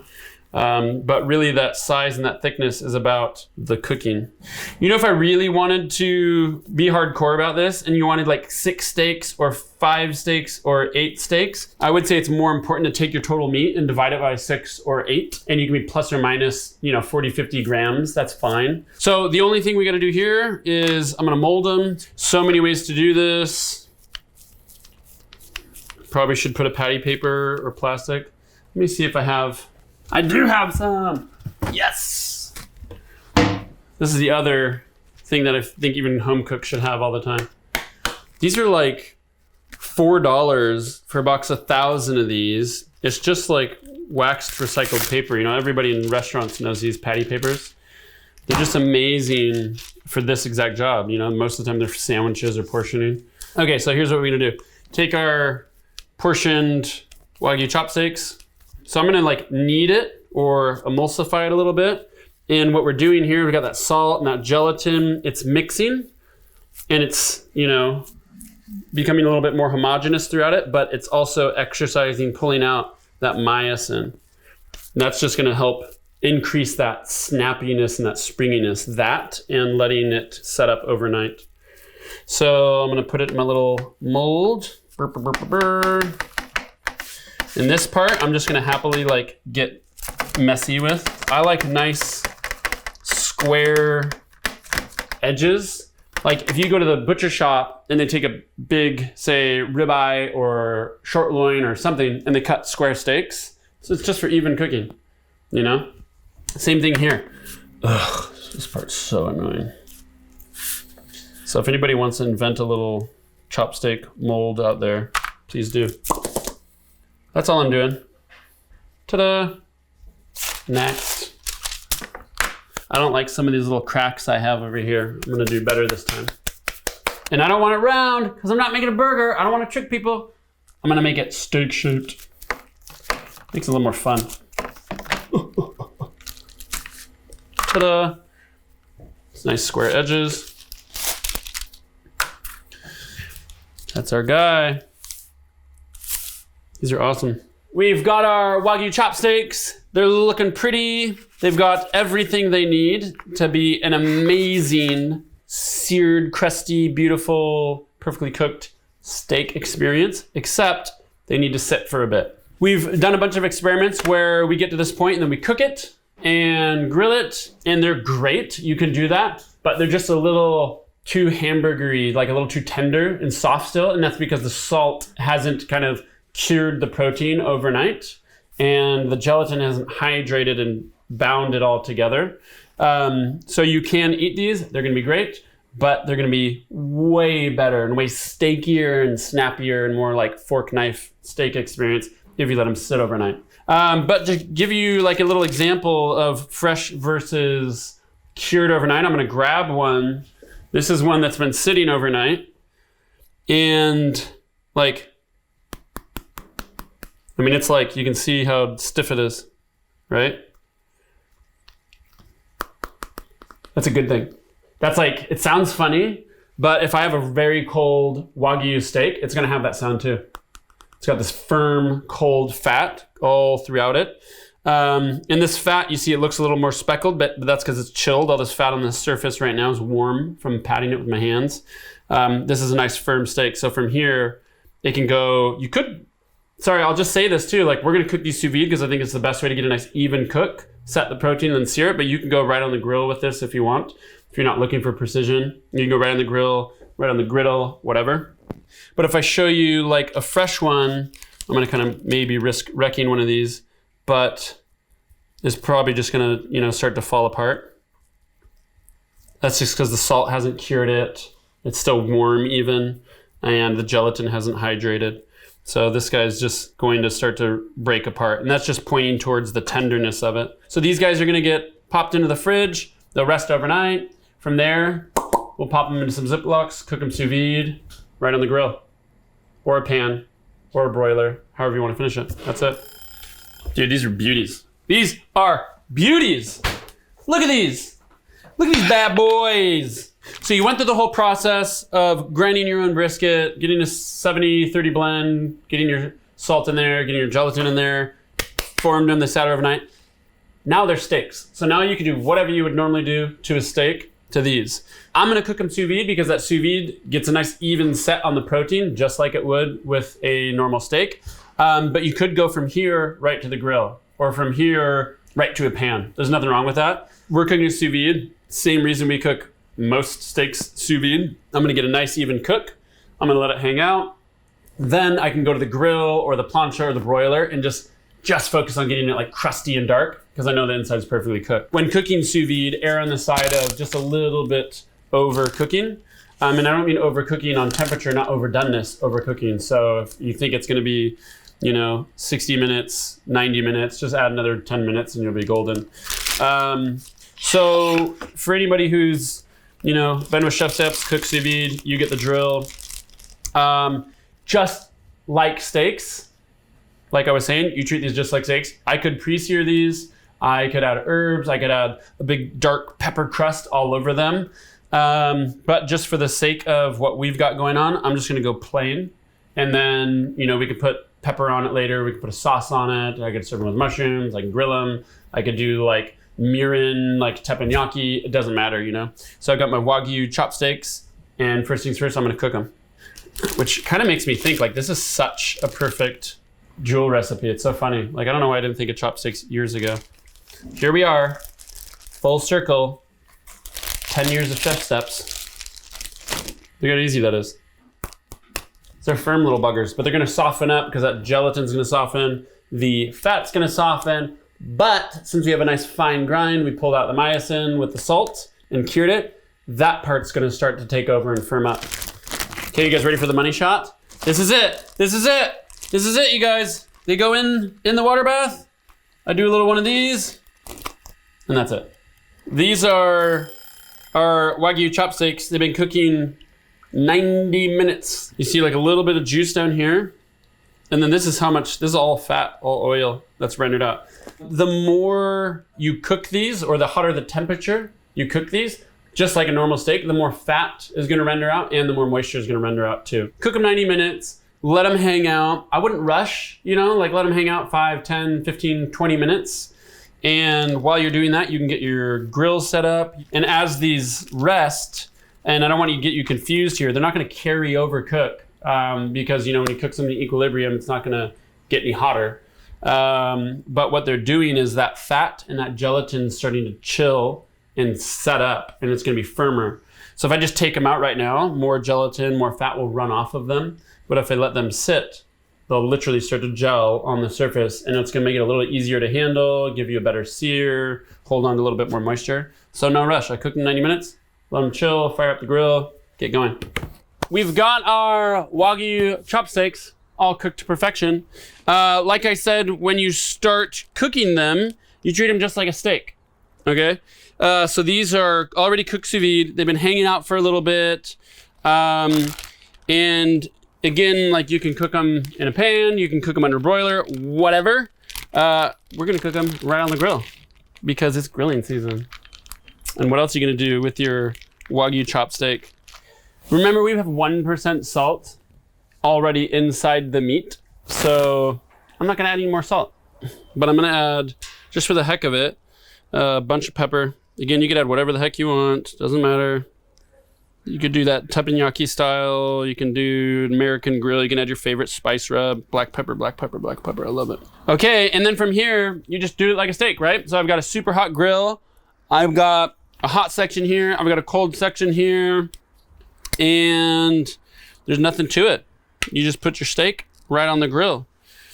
Let's see what happens. Remember, it's already cooked. We're searing it. So this shouldn't take more than a couple minutes aside. Oh, yeah. Okay. Do this. Oh, yeah. I'm going to do my little, wow, that is so hot. 45-degree twisteroo. See that fire and that flame? That's where that fat's starting to come out and drip into that bed coals. Fat's really starting to drip down into the coal bed there, which is good and bad. Like a little bit's good. That smoke that you see, that heavy smoke coming off it, that's just like a little drop of fat, little drop of fat. That's perfect. Too much fat, you got a problem. Ooh, boy. Look at that. See, it's got that like red crust with all that like burnt, charred, crispy pepper. This couldn't be more perfect. That's one perfect Wagyu chopstick. See that, all that fire? A little bit's good. That little bit of blue smoke coming off of it, that's a very good sign. Crusty. Look at this. I'm gonna put this guy over here. It's pretty clear which one's been seared and which one's just been cooked sous vide. This one looks like alien meat. This one looks like delicious Wagyu chopstick. So this guy, you've got like all that like red char smoky color. You can hear that crust? Oh yeah. Dun dun dun dun dun dun. Oh my God. And this is just like nothing on here. Holy smokes. That's really all there is to it, man. Buy a boring old cheap brisket and turn it in to the best Wagyu chopsticks you've ever had. They're gonna be pretty damn good.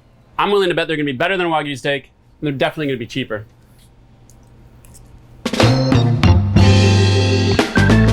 Grilled chuck steak. The ultimate grilled chuck steak. So I can take this chuck steak and I can literally transform it into a better eating ribeye with more flavor for cheaper. It's a win-win-win. This right here, ribeye steak, right? Kind of looks like a little tomahawk right now with the rib bone, but this is your stereotypical ribeye steak. They're one of the more expensive cuts. This is a chuck steak, which has, you know, multiple muscles that, you know, are stuck together with collagen. It's a tough cut. A lot of folks take these chuck steaks and either grind it for ground beef, really good ground beef, a lot of flavor, or they braise it for like a pot roast or something, right? What we're gonna do is take this chuck steak, which costs about half as much as ribeye. We're gonna transform it with sous vide. So we're gonna tenderize it and unlock all that juice and all that. The collagen is gonna turn to gelatin. It's gonna be super, super tasty and super tender, except it's gonna be medium rare. It won't be like this brown, braisy thing. gonna blow your mind. It's gonna blow your mind, your friend's mind, and it's gonna save you money while you do it. When I started cooking sous vide, you start to learn that you can transform some foods into things that were previously impossible. This chuck steak and transforming it into a super tender, rare or medium rare, or however you prefer it, perfect steak, you couldn't do it before sous vide. And it's a combination of 24-hour cooking at exactly, say, 131 degrees Fahrenheit. There's just no other technique that allows you to do that. So I've got Joule over here. You can use any sous vide. Here's what we're gonna do. Let me walk through this whole process just quickly. Okay, I've got my chuck steak. We're gonna pop it in a Ziploc bag, start Joule, 131 degrees. That's a real low temp, it's like a rare, medium rare temp. We're gonna cook it 24 hours. Once it's tender, we're gonna pop it on the grill. That's it. But I'm gonna put a little bit of seasoning on before, and I'll probably put a little bit on afterwards too. It's almost like half and half. So I'll put maybe half of my salt, and I'm just talking about salt here. You can put a lot of spices and herbs, all that stuff right now. But when it comes to salt, I'm gonna put a little bit on, pop it in. It'll cure a little bit, ham a little bit, but it'll add a lot of flavor. You don't always have to measure everything, but every once in a while when you measure and you check in, it just kind of like recalibrates like how you're seasoning things. So for example, that's 870 grams. So total with a fatty cut of meat like this, you might want, by the time you're eating it and you're like, wow, this is really tasty and salty and yummy, you might want up to 2% salt. So that's like 16 grams of salt on this piece of meat at the end. But right now I might just put 5 to 6 or 7 grams, which is about 0.5% of salt for this, right? So just enough to get a little bit of flavor, but not to over ham it. And if we really want, we can just like quickly, here look, see what about, 8 grams looks like.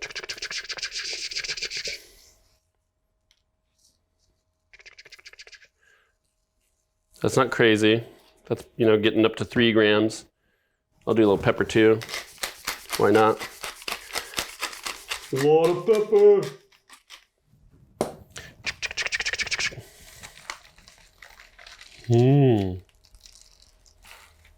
Okay.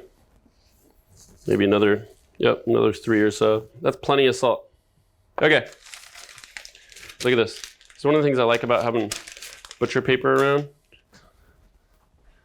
Since we're talking about herbs, I'll put some more fresh stuff in here too. It's like got a very vanilla, like smash that up. Yeah, here's that's so nice. You just put a little bit in broth. No joke, like this is a very good sweet flavor too. Like I'm cooking oatmeal and you throw fresh crumbled up bay in there. It's so good, like brown sugar in this, and it's good with steak. But yeah, bay leaf, look, a little bit of rosemary, a couple smashed garlics. That's it, easy. You can put olive oil, butter too if you want, Here. Little California arbequina, probably my favorite. California olive oil is so good. So I'm like drawing out this process and making it look all long and tedious, but basically the gist is you take the meat, you put it in a bag, you throw it in Joule, you wait 24 hours, you pop it on the grill, that's it, okay? If you haven't cooked sous vide, the only thing that matters is it's in the plastic bag, the water's on the outside of the bag, and the food's under the water. That's all that matters. The more you know. Cool, ready for this? That guy's cooking, like I said, 24 hours. This one, same cut, same treatment. We dropped it yesterday. It's been cooking for 24 hours. It's tender. I don't even want to push on it too hard because I'm gonna destroy it. Once I slice into it later, you'll see it's that like perfect medium rare too. It's gonna be all rosy and delicious.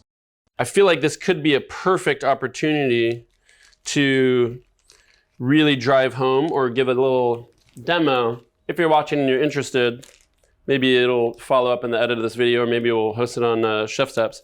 How to turn this like bag juice actually into an insanely flavorful sauce.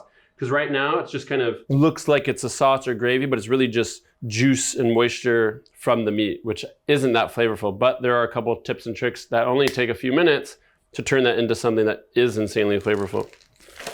Should we do it? You want to see it? You put it in a pan, you simmer it down and evaporate it till it's all the moisture is gone. And then the protein in here starts to caramelize. Then you deglaze it. That's your sauce. Here we go, right to the grill from here. Let's do it. Make sure sure you got a nice hot grill. Whew, it is. Nick made sure of that. Too hot is better than too cold. That's for sure. Easier to control a fire than to start one. That's for sure too. Here we go.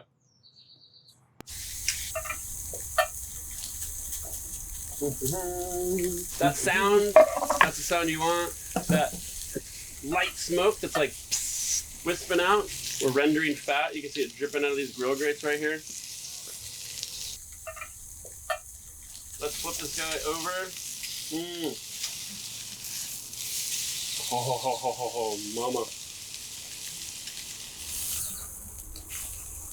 If I've got 2 people or 3 people or 4 people, I'd rather do 1 or 2 big steaks and slice them up rather than a bunch of small ones. Just easier to manage. Oh, now we're talking. Oh yeah, baby. That is happy stuff, fellas.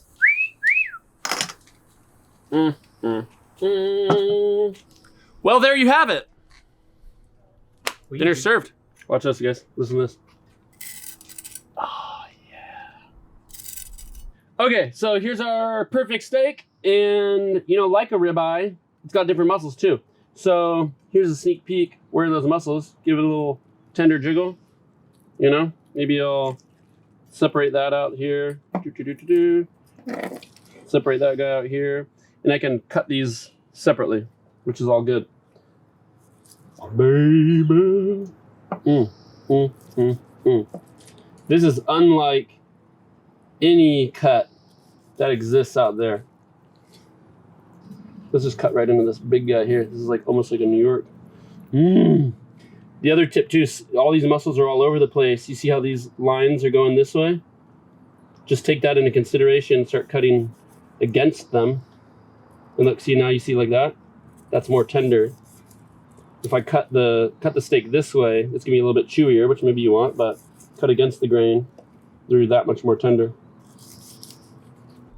But look at that, like you won't get that on a ribeye, that intramuscular fat and that gelatin in between every little meat strand. That's like a short rib chuck type thing, you know? I'm gonna try this one. I already know I'm gonna like it. Texture 10 stars. Carefully assess the flavor. Flavor is 10 stars also. Oh, dude. All I want to do is dip. Dip. So this is chuck steak, right? So it's that chuck cut into a steak. It's amazing. Lots of muscles in there. You can do the same technique with like a boneless short rib. It'll be insane. Meaning cook it sous vide, medium rare. Hit it on the grill. It's gonna be unlike anything. You could do it with like a ossobuco cut or something. You know, it sounds weird to have like a medium rare ossobuco because we've been braising them for hundreds and hundreds of years, but ossobuco's the cross-cut shank. Do it with that, man. It's gonna be insane. You can do the same thing on a cast iron pan on your countertop, right? No problems. Under the broiler, oh yeah. The whole point is high heat because it's already cooked, it's already tender, it's already perfect. You're golden. That's our ultimate chuck steak. Oh yeah, buddy.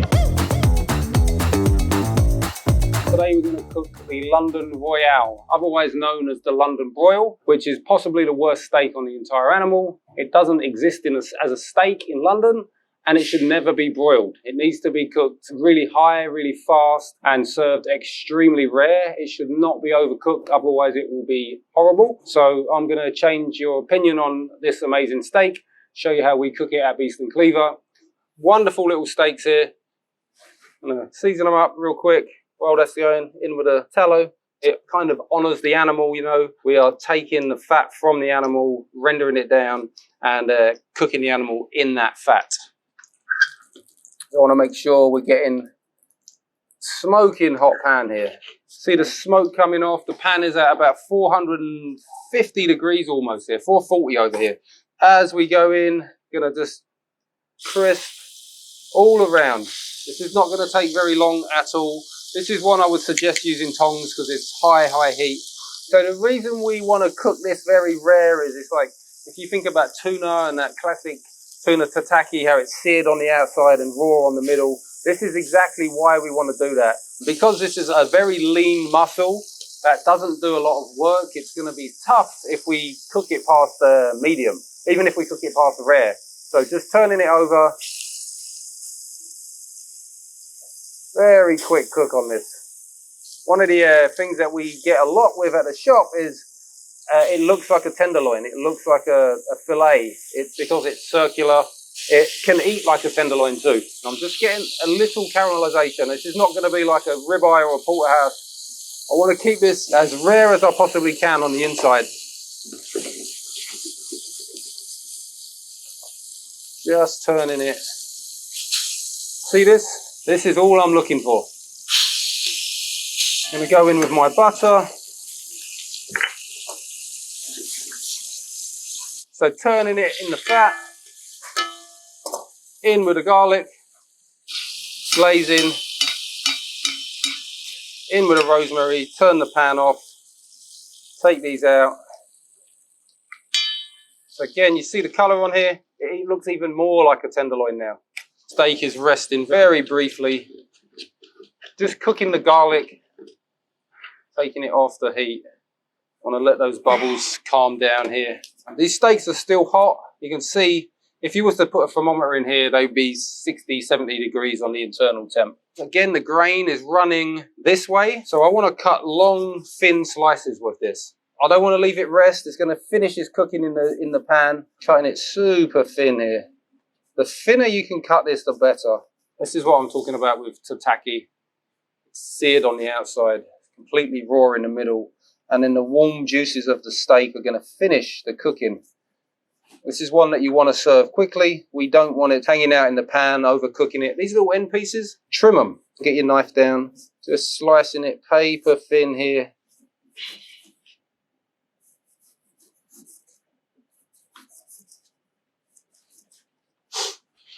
So these guys, the pan has cooled down. I want to take them, drop them back in the pan.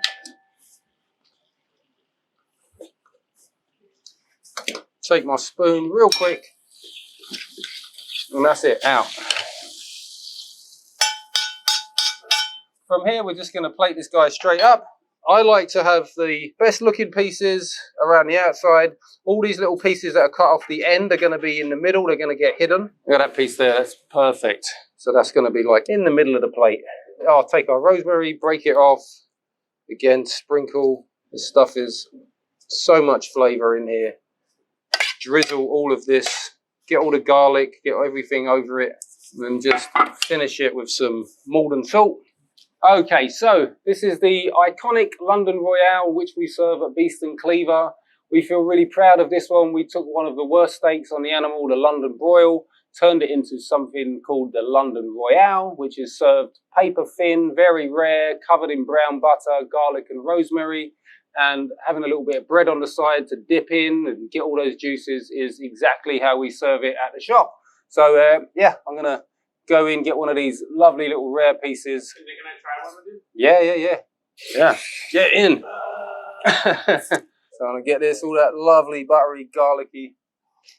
Oh my God. Oh, Right? holy cow. Worst steak to the best steak. So many cuts of meat really do need to be treated differently. Yep. It's tender because you cut it against grain. It's so juicy. The flavor is insane, dude. Yeah, super good steak. And it's like 6 to 8 ounces on these two here. That's probably enough for 2 people, and it's going to cost like $9 to buy that. You know? Yeah. Way beefier than a tenderloin too. Yeah, amazing flavor. It's insane. The ROI on it's huge. Yeah, it's cheap, it's easy. Yeah. You can't really mess it up as long as you cook it rare. Get a piece of bread and wrap it up in it. Yeah. That's awesome. Could be my favorite steak. Okay. So good. It's a steak sandwich. Yeah. That's 10 steaks, 10 ways. But like I said, there are hundreds of steaks out there and even more cooking techniques to pair with them. Go to ChefSteps.com to check it out. And don't forget to check out Meat Cuts, where we have a visual guide that'll teach you everything you need to know about steak.